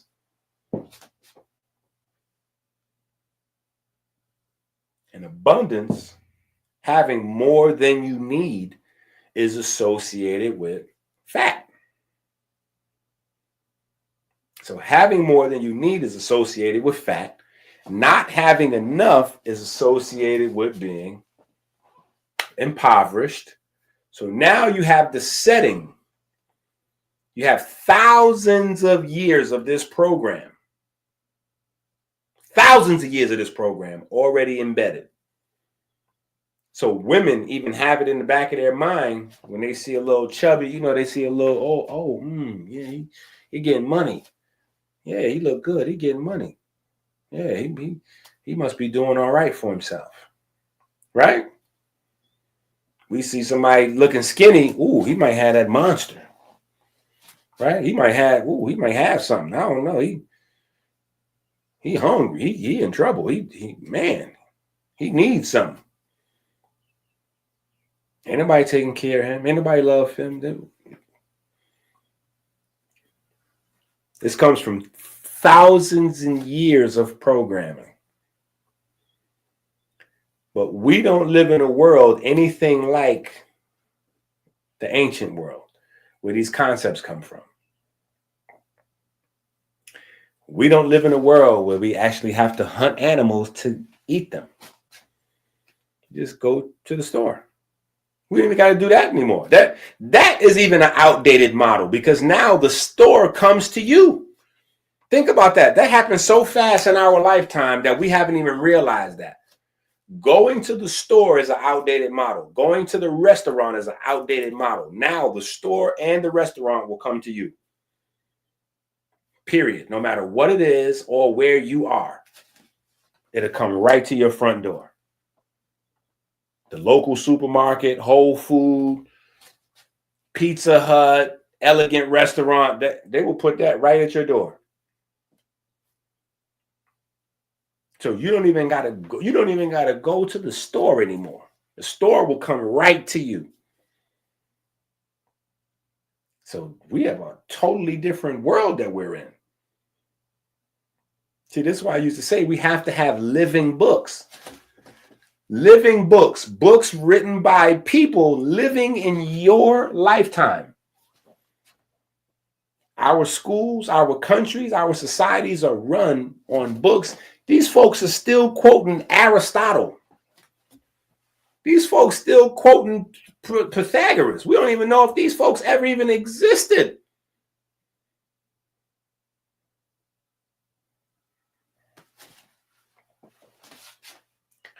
So, in order to get down to the nitty gritty, what has to happen is we have to move past the surface level, right? Where we're talking about going through famine versus having a full storehouse, right? And go to the underlying factor. The underlying factor was the effects, right? What's the information? What's the effect? Like we said earlier, nuclear DNA, mitochondrial DNA sharing information because we can see molecules are going from one to another and these molecules are influencing the behavior. The next level is understanding what is on the molecule, what is in the molecule, what is being transported. Because the molecule we're observing is the same as looking at somebody drop off an Amazon package. Okay, cool. You got a box. What's in the box? The box may be the same. 20 people in the neighborhood got a box from Amazon today. All different items are in those boxes. The box look relatively the same. The same thing happens in your body. We have to get to the nature of what's being carried.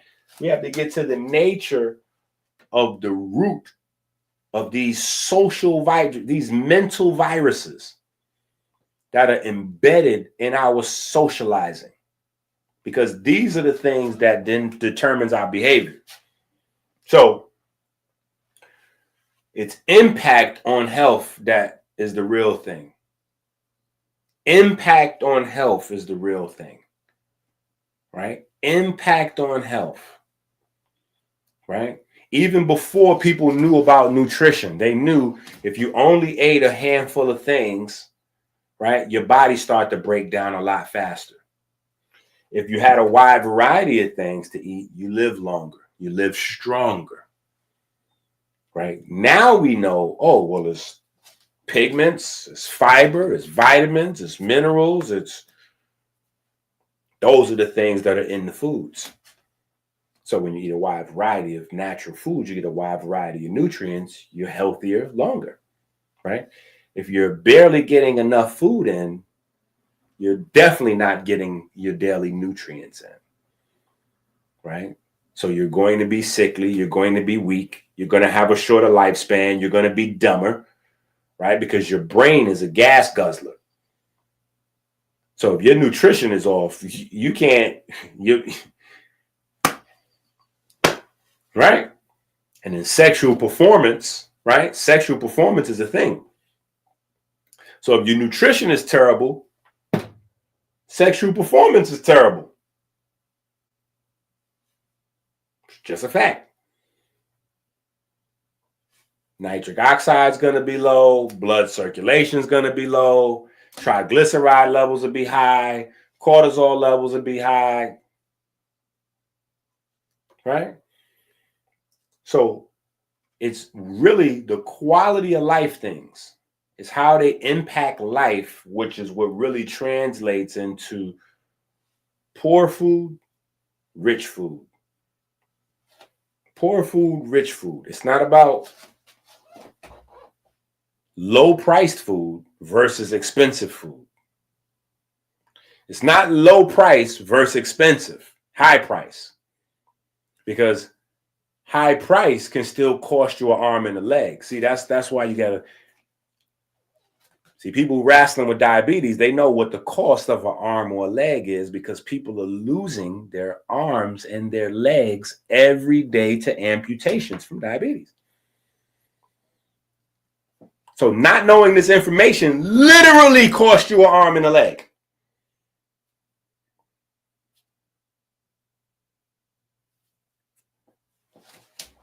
Right? So it's about life-affirming substances versus things that take away from your life. Life-affirming, life-deteriorating. Life-affirming, life-deteriorating, right? Rich abs, poor abs. Right? We gotta get through some of this here.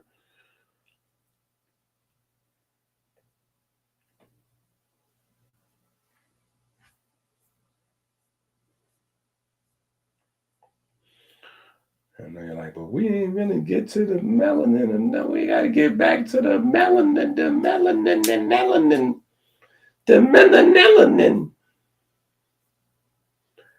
the melanin. We gotta get to the melanin. Right? We gotta get to the melanin. What is that? What is the melanin? What is melanin doing? I'll tell you.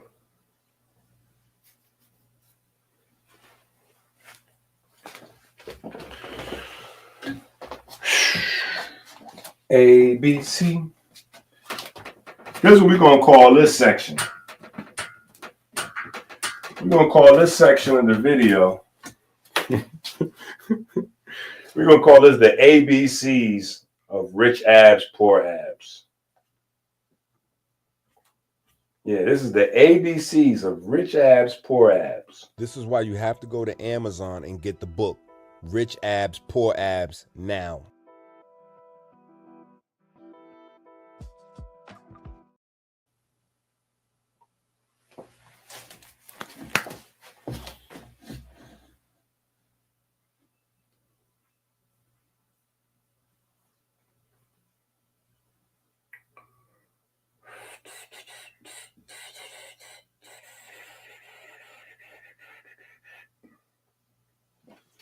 All right, let's go here.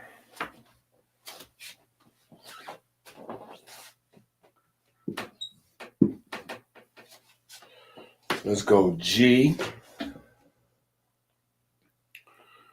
Then we'll go E.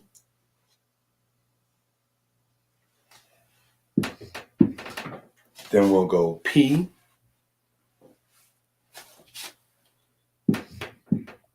X, M, L, D, right? That should be enough. That should be enough.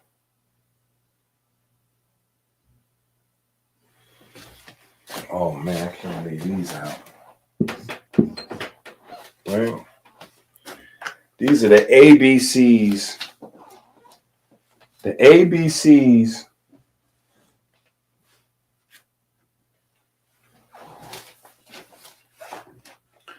of rich abs and poor abs. Right? ABC section.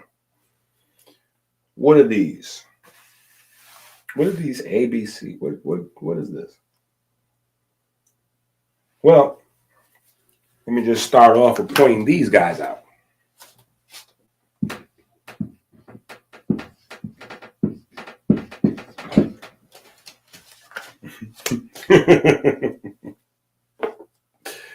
Yeah, matter of fact,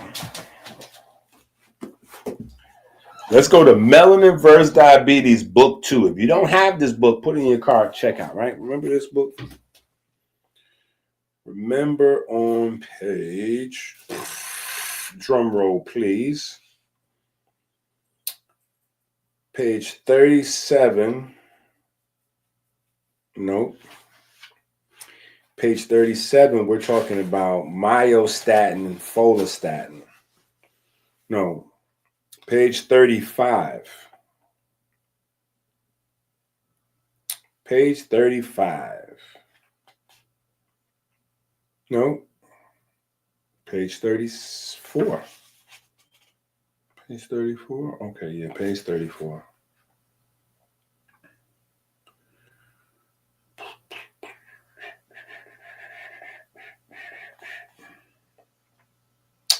Soma. All right, go to page 34. Soma. Soma is an extract of a mysterious plant that is known to renew the flesh. The problem is that to the uninitiated that have not spent any time studying the soul, the plant of the soul is unknown to them. The plant of the soul has always been referred to in allegory to keep its identity secret to the profane. The lotus, in many instances, like the soma, has been used in this way. The actual flower of the soul is the brain, with its stem growing in the living waters of the human, the flesh being the most profound soil on earth. Melanin vs. Diabetes, book 2. Listen, it's just so many jewels that you're missing if you don't have these books.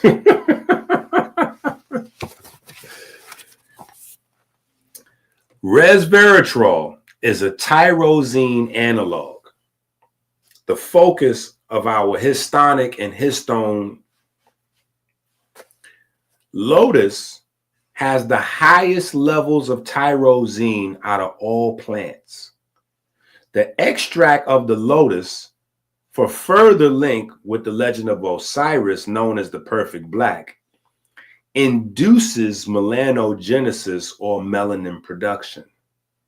Right? So just the FYI, even when you call yourself getting deep and you talking about lotus, this and that, just know that the magic of the lotus plant, like why that plant was always associated with being magical, is because that plant induces melanogenesis, just for the record, right?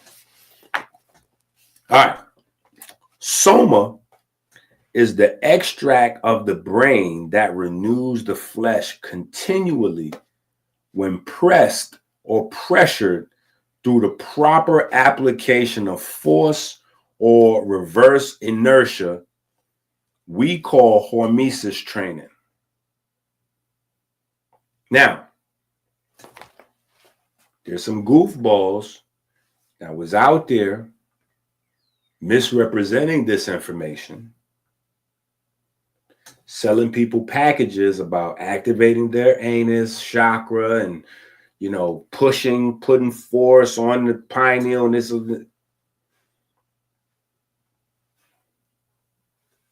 They had no idea what they were talking about. That is another example of the misinformed misleading the uninformed. The misinformed misleading the uninformed.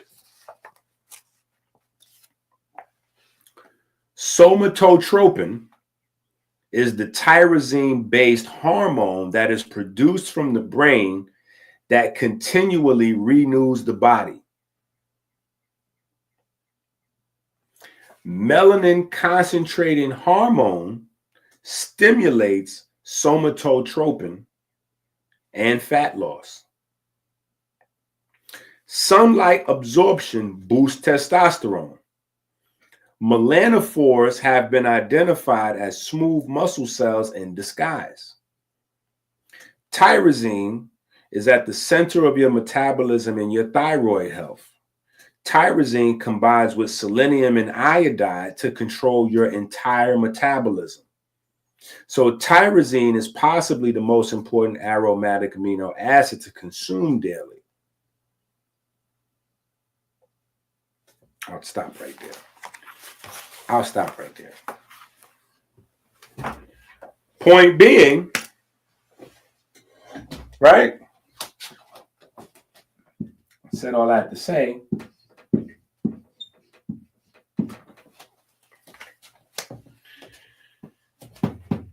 these D cells produce that somatotropin.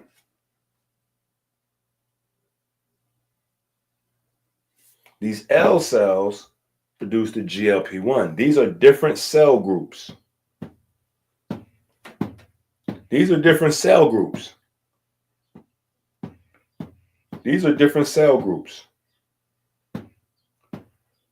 You never hear about these guys. Why? Because this is where medicine is made.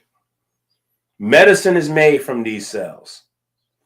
And if we were to do a scientific conversation about rich abs and poor abs, right? If we were to have a scientific conversation about rich abs and poor abs, it would center around these cell groups. If we were to have a real life-affirming conversation about GLP1, it would be talking about these cell groups. But guess what? There's people that's on Ozempic that don't know these things even exist. They don't even know none of this. They don't know these exist. There's people that have been on insulin medication for 20 years, 30 years. They don't know that your pancreas is two glands in one. They done heard the word beta cell 1,000 times and don't know that beta comes second. So you automatically are inferring there's an alpha cell. Ask them, what's the alpha cell? Next time you speak to the person that you know that has diabetes, hey, what's your alpha cell do? They're going to be like, what? Problem. If you've heard the term beta cell before, and you or somebody you love is wrestling with diabetes, and you never thought to yourself, well, if the beta cell makes the insulin, what does the alpha cell do? If you never had that thought process, forget about you. We're not even going to hold you accountable. If your healthcare provider that's signing you up for prescription to give you drugs for beta cell has never sat you down and y'all never had an alpha cell conversation, yeah. That's where I come in, and that's where the problem is, right there, that part. Because that means, as the healthcare provider, you're either misinformed, maybe the healthcare provider doesn't know about alpha cells and their relationship to beta cell function, right? Maybe they don't know about these L cells. Maybe they're just signing you up for GLP medicine because they're getting a bag off of it. But maybe they don't know about these cells. And if they don't know about these cells, if they don't even know about these cells, guess what? Guess who's coming to dinner? Nasty dreadlocks. Right? If they don't know about those cells, then there's no way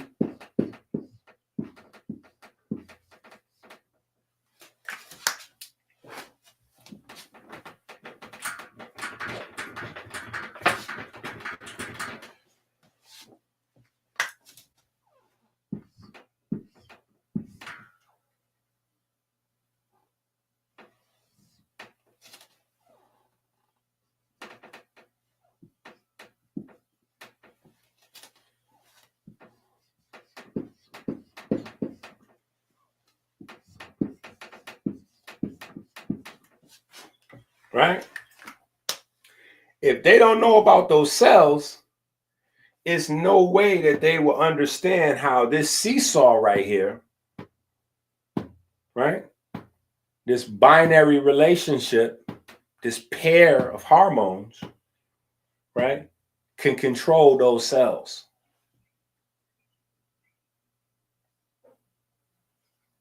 So while they're having conversation with you on the internet about brain gut connection through the vagus nerve and this one and that one and blah, blah. If the conversation is not about those specific cells that I just told you about, and it's not about melanin stimulating hormone and melanin concentrating hormone, it's not a conversation. You getting hustled. You getting hustled one way or other. You getting hustled directly, or you're getting hustled out of your time because you're watching somebody because you're uninformed and you'd like to become informed, but you don't realize the person you're watching is misinformed. So the misinformed person can only misinform the uninformed, and so you even worse off than before you started. This is why I got so this is why I got so crazy with that whole fake leptin conversation. Oh, it's the leptin prescription. Stop. What are you talking about? That's not even a real thing. That's all fraud. All them Jack Cruz videos are stupid. It's this. Melanin concentrating hormone, melanin stimulating hormone. That's what's in control. Ghrelin, orexin, GLP1, all insulin, glucagon, all those things subordinates. All those is the little homies. These are your bosses, right? Now on this side, you do have Palm C. You do have Palm C. But when you refer to Palm C, you're speaking of so many other things because God has packaged melanin in a certain way. God has packaged melanin in a certain way. God has packaged. I want you to understand this. God has packaged. See, that's why the God conversation is a health conversation. God has packaged melanin in a certain type of way. So when you stimulate melanin, you get high. Yeah, you get high. God wants you to feel good. Whenever you get more melanin production, God wants you to know, repeat that behavior. Whatever you did, do that again. No. Do that again. Yeah. So immediately dopamine is released, endorphins, heroin, literally your body starts giving you opioids. Like, yeah, good job. Attaboy. Do that again. Right? So melanin stimulating hormone comes with opioids. It also comes with lipo, it also comes with like little tiny molecules that do liposuction. Yeah.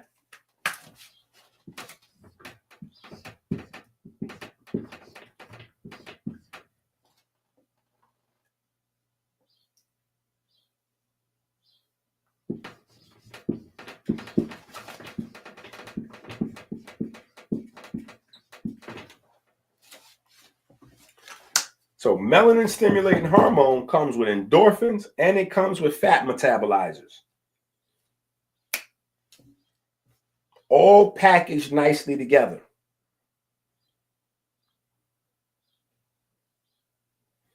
This guy over here on the other side. Now pay attention to what's happening. This is coming with fat metabolizers so you could do what? This is coming with endorphins so you could do what? Energy is the ability to work. Well, when you exercise, you get sore. So it's giving you a natural painkiller. You have energy stored up as fat. So it's breaking down the energy to give you more ability to work. So it's giving you the energy to work and the opioids to kill the pain of working. God wants you to start getting busy, or your creator. You know, maybe you don't believe in that, but yeah. It's packaged together for that. It's packaged all together for that. So this is supposed to be happening in the daytime. This is a binary code. Daytime. Now, this right here is the repair code. All right? This is the repair code. Right? Problem is, this is also the devil. Yeah, the devil is inside melanin concentrating hormone. I've come to that scientific conclusion. The devil lives inside melanin concentrating hormone. Yeah. Because melanin concentrating hormone is the thing that will allow you to eat a whole family-sized package of Oreos. This. If you're looking for somebody to blame, it's not, you don't have a fat midsection because of your stomach. You have a fat midsection because of melanin concentrating hormone. Melanin concentrating hormone is the thing that makes you start getting hungry as you're waiting on the line in the restaurant. You went to the restaurant to get you a little sandwich and a little side or whatever, right? You went to get you a little burger and some fries, or you went to go get you a little kale with a little smoothie or something, and while you're standing there, the melanin concentrating hormone is just pumping out of your neurons. So now you start to look at other areas of the menu and you're like, man, hey, babe, you want to get something for the ride back? Because I'm thinking we could get this for to eat at the house, but we should probably get at least 2 of them little things.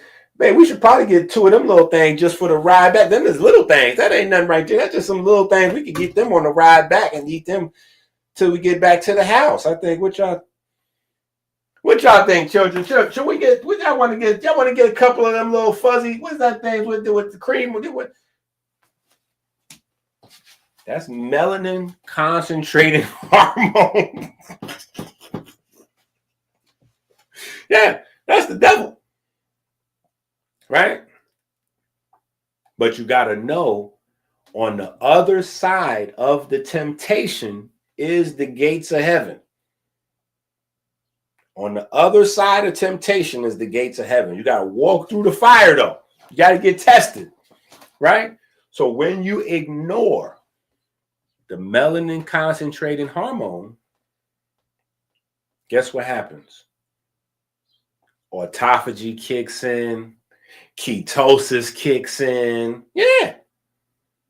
Because melanin concentrating hormone, it has a certain limit to how much should be floating around in your body.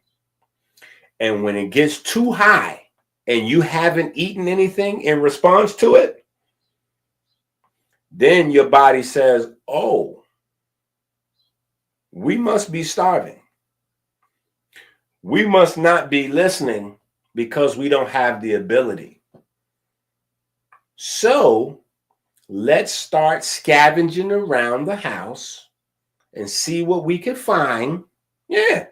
Let's start looking around the body and see what kind of fats, what kind of proteins, what are we using? Let's start recycling. We got to find something to eat. We ain't got no money for no groceries. Go in that kitchen and look around in them cabinets. Find something in there. So autophagy kicks in. So that way we can find us some alternative proteins to break down. Yeah, we're going for the gusto. We're going to get us some proteins and we're going to start, Then ketosis kicks in. So now we can start making some alternative sugar, some alternative energy. Yeah, because we got to get back in the game. We got to find some food, right? So once that MCH goes up, that melanin concentrated hormone goes up too high, boop, autophagy, boop, ketosis.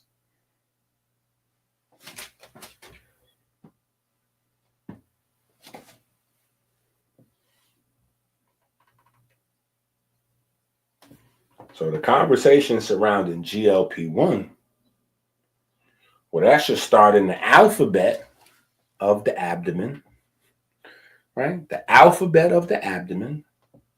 And from the alphabet of the abdomen, when we get to the neurochemistry, we should be talking melanin concentrating hormone, melanin stimulating hormone.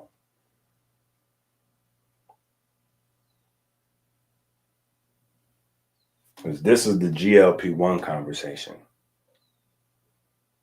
This is the rich abs versus poor abs conversation. This is the conversation that's supposed to be on top of the microbiome conversation.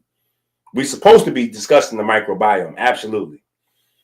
But we discussing the microbiome and we don't know where the microbiome is. You see what I'm saying? Like, so your body is made out of cells, right? Your body's made out of cells. It's funny, I said we don't know where they are. And we talk about cells. Cells could be a room or anyway, pun intended. We just leave it there. But we got to know the cell groups because they all got jobs, right? They all got jobs. And then we understand the neurochemistry. The neurochemistry will point us to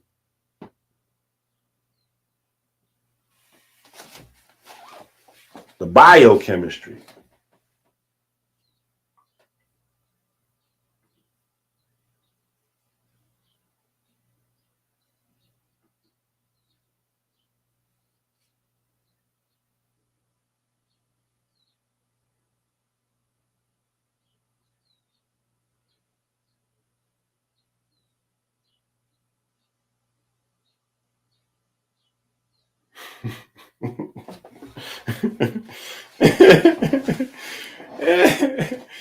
Listen, come on, Peyton. Listen, come on now.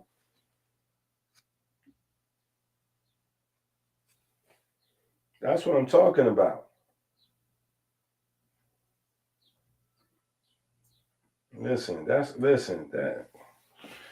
That's how it goes. That's what I'm telling you. Look, when you look at this, see, I have the perspective I have because of my total experiences in life. You know, I've spent time. At my lowest body fat, I was like 6% body fat. So I know what it means to be 6% body fat. I know what that feels like. I know what it means to maintain it. I know what that is. I know what that is. I know what that is. I know what it is to walk up a flight of steps and go,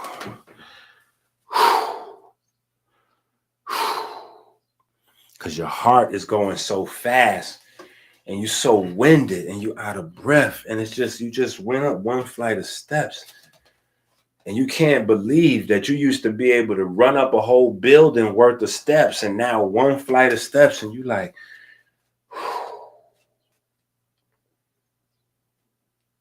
and it's what's crazy is that that person right there might be outside talking crazy to you.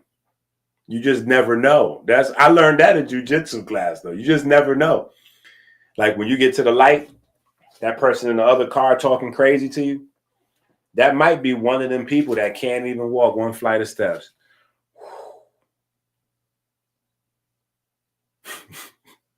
They talking crazy though. Like they, trained, ballerinas, you know what I'm saying? Like they John Wick out here.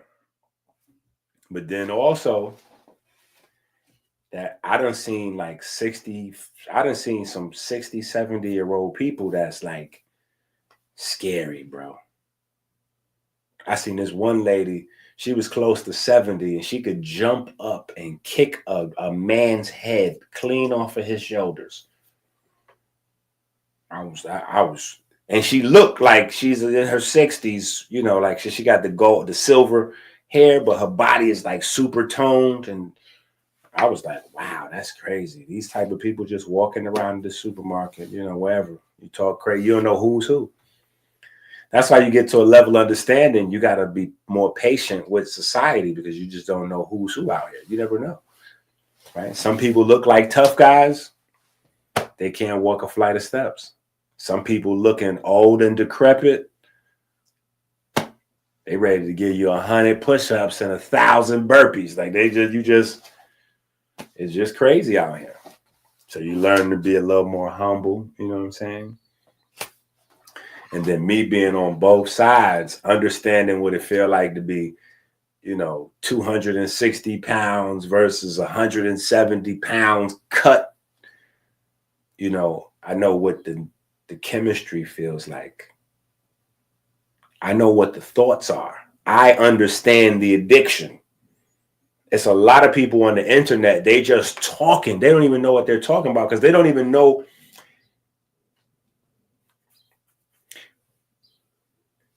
Yeah, I know I got a lot of babies, right?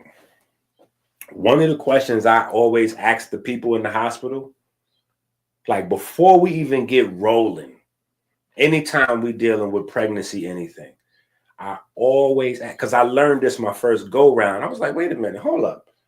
These ladies up in here talking crazy to me, they ain't got no kids. Oh, I don't care what paperwork you got.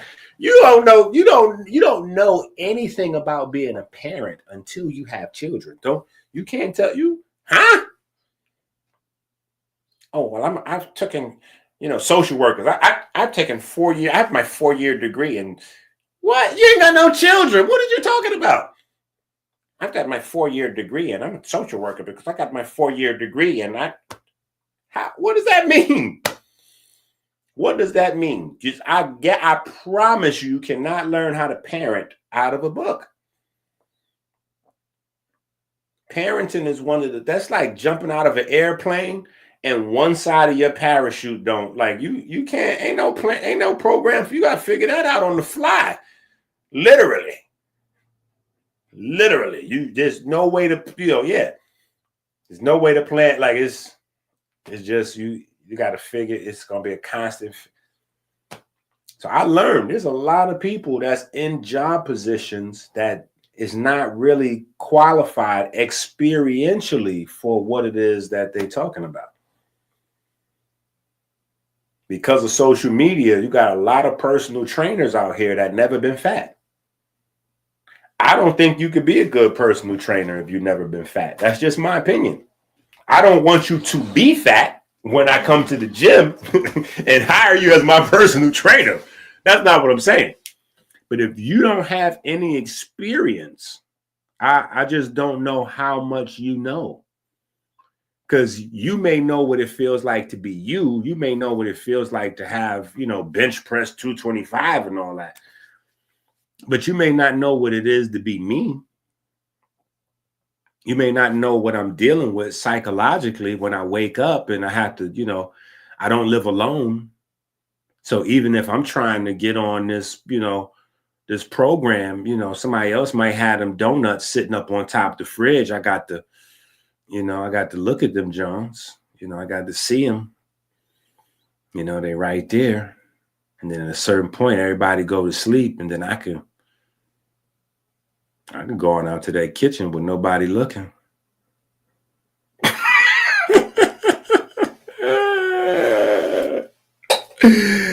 Hey, folks waking up in the morning like, hey, who drank up all that milk? Where that milk? We had some milk last. Yes, I could have swore we had some milk. I don't know what happened to that milk. I ain't even see no milk was in there. You sure we had milk in there? I don't think it was no milk in there.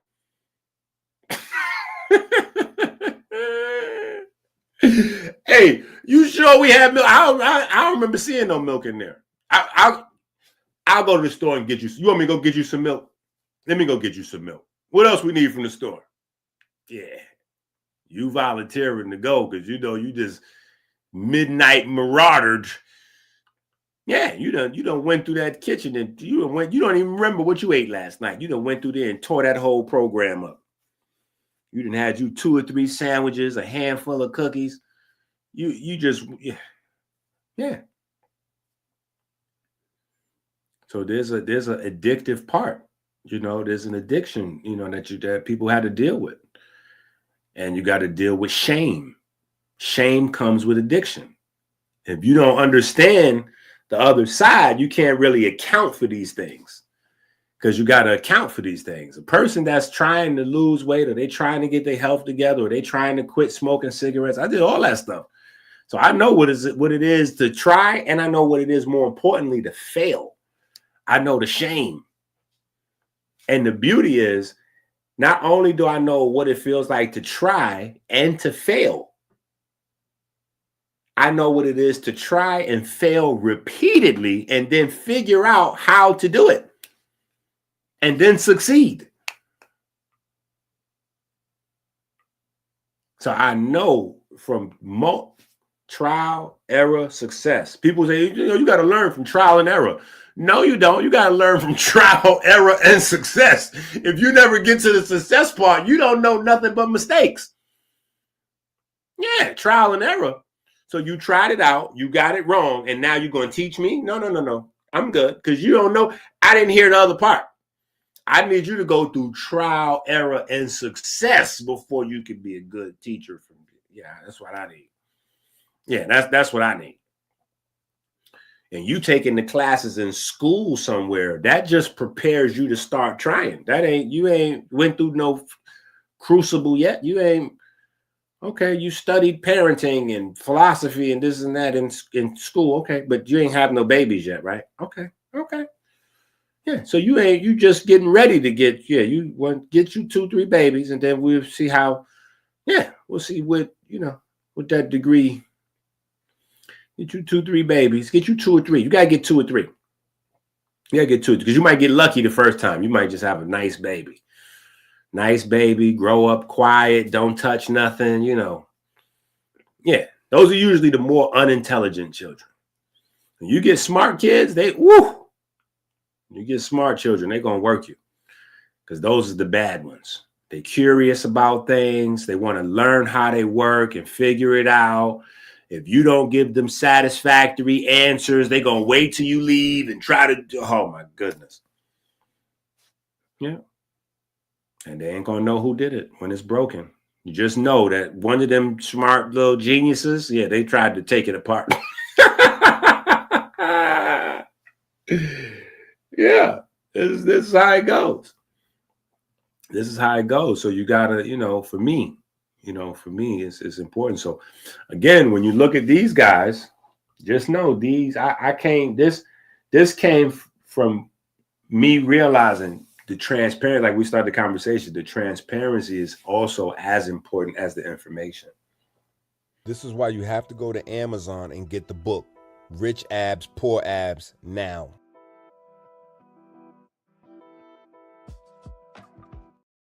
Those are characters. Those are characters. Rich Abs is a character, right? I've personified him the same way they did in Kemet, right? We at the level of now we're creators, like back in Kemet, right? In order to create, to teach the mnemonics, you need the story. So those are both like my alter egos. Rich Abs, the trainer, and the fat boy, Poor Abs. He is I, and I am him. This is why you have to go to Amazon and get the book, Rich Abs, Poor Abs, now.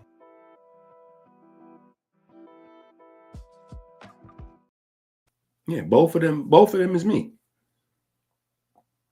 Both of them is me. And at times, both of them is you. Right? Whether food is your problem, or Pornhub, or cigarettes, or alcohol, or this one or that one, that's how it goes. And I learned that shame is the biggest problem. It's not motivation. It's shame. It's not motivation. It's shame. Shame is the biggest thing, because you'd be ashamed of yourself. You jump on a new eating program, you're doing your thing 2-3 days, and then boom, you done went crazy. Something happened at work, or you didn't argue with your boyfriend, your girlfriend, some little thing happened, and you done went crazy. You done drank a whole bottle of whatever. You know what I'm saying? Like, you was good. You ain't drink nothing. You ain't touched no alcohol for 6 months, 3 months, 2 weeks, whatever. Something happened, and you just knocked off a whole bottle. Yeah. You trying to quit smoking weed. You done got you a whole little 2-3 weeks in. Now all of a sudden, everybody want to offer you free bags. Hey, you tried this? Try this. Here, this is a new strain. Huh? Try this. No, take the whole bag for yourself. You're like, hold up. You ain't never gave. What is the devil? Yeah, the devil is watching you. Now, you are not getting ready to clean your heart and clean your lungs on my watch. No, sir. Somebody please start offering this man free items to smoke. Yeah, get you looped on back in. We got your spot right here reserved in hell. You supposed to be here on, what is this?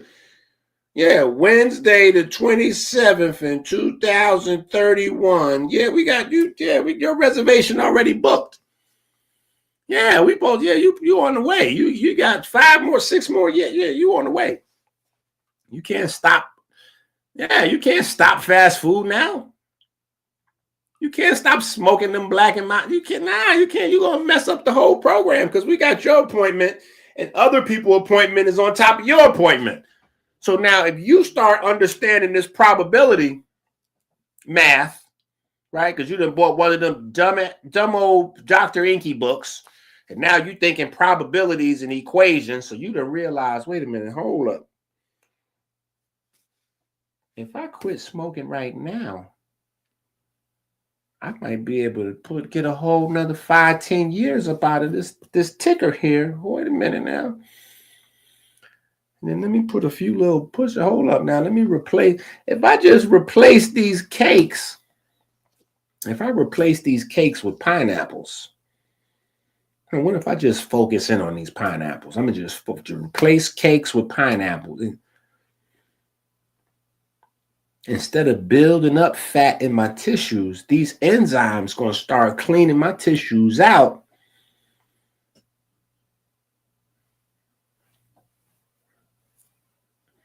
Right? Rich abs, poor abs. Rich nutrition, poor nutrition. Rich abs, poor abs. Right? Yeah. Both is me. This is why you have to go to Amazon and get the book, Rich Abs, Poor Abs, now.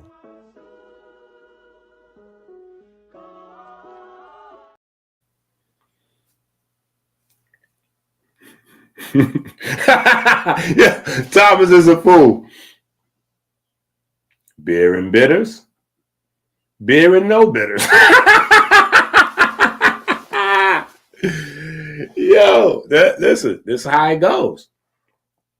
This is how it goes. You know what I'm saying? Some days you're doing your thing. and it starts in childhood. Let's let your children go for a week with no reminders, right? It's going to be a couple of them days. They're going to be them brush their teeth 2, 3, 4 times without you saying nothing.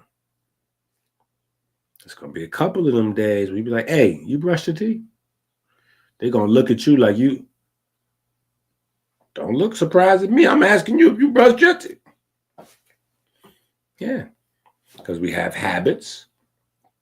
Right? We have habits, and then we have categories of habits, right? We have good habits, life-affirming habits, rich habits, and then we have poor habits, life-deteriorating habits, right? And the only thing that makes a difference is information. That's the only difference. Information.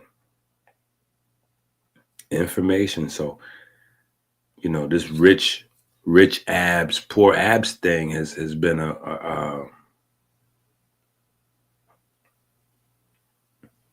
game changer.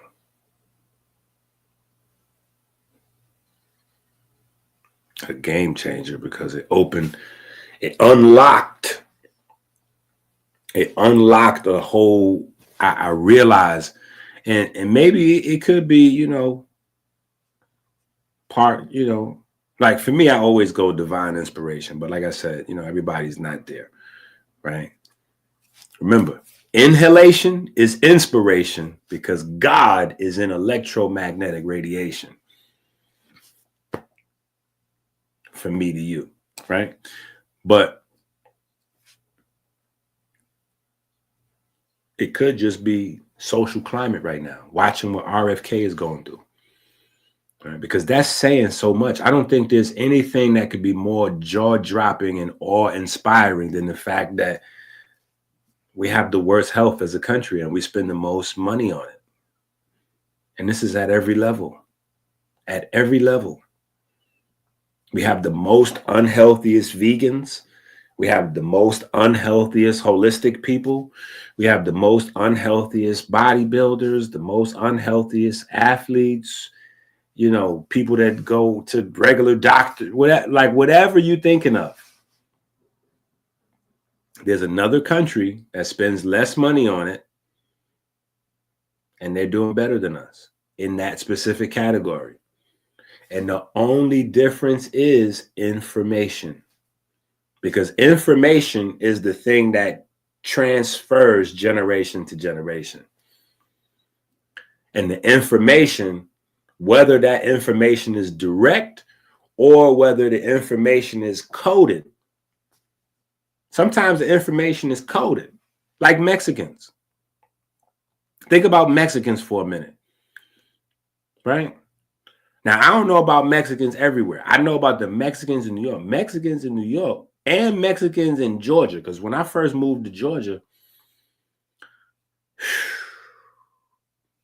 listen, I moved to Georgia a few times. One of them times, I lived in Doraville. Doraville might as well have been central Mexico when I moved to Doraville. Doraville might as well be. And listen, the one thing that I noticed in Doraville and in New York was that Mexicans love alcohol. I was like, yo, what is their romance? What is their relationship? I was like, they smoke, like black folks smoke a lot of weed. Like Mexicans, they just seem to be borracho. Yeah, I was like, what is going on right now? This is crazy. Then come to find out, they got bad livers. And when I say they got bad livers, I'm not talking about because they drink, because that would be the common sense. Like, oh, well, if they drink a lot, then of course they got bad liver. No, I'm talking about genetics. They have a high proclivity towards fatty liver disease. Now, here's where the knowledge, right? Here's where the knowledge is passed down generation to generation. They got a lot of peppers. Like they just randomly eat a lot of peppers. Like it's all in Mexican food is peppered up. Just peppers for no apparent reason. Like, bro, stop and don't let me. I don't even like jalapeno. I don't want to smell or see jalapeno. They just have all kind of peppers mixed together on everything. Just peppers out of the wazoo. Like, what are y'all doing? They don't even know. You see? Because the information is passed down coded. But at some point, somebody in the Mexican line, they understood two things. They understood that they have genetic weakness for their liver. They also understood that these peppers makes up for the genetic weakness. So our cultural cuisine is going to center around peppers. So the information of our weakness and how to heal is going to be passed down from generation to generation to generation, even after the people have forgotten why they're doing the cultural phenomena. They don't even know why they're eating the peppers. They're eating the peppers because, oh yeah, it tastes amazing. This is how our food is. This is our traditional rice or traditional whatever. Yeah. Nobody's eating them hot things like that traditionally for no apparent reason. Like that's, but science, you get into the science and you get to the chemistry of the peppers and the,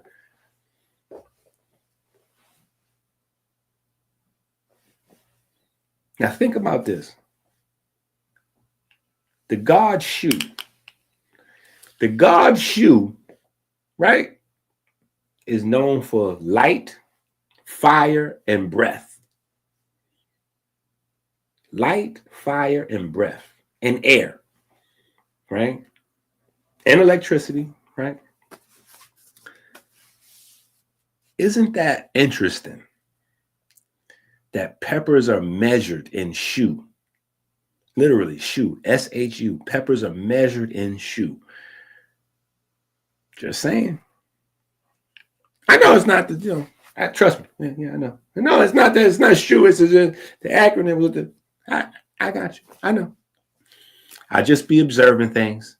That's all. I just be observant. Like, So the heat of the peppers when you eat it,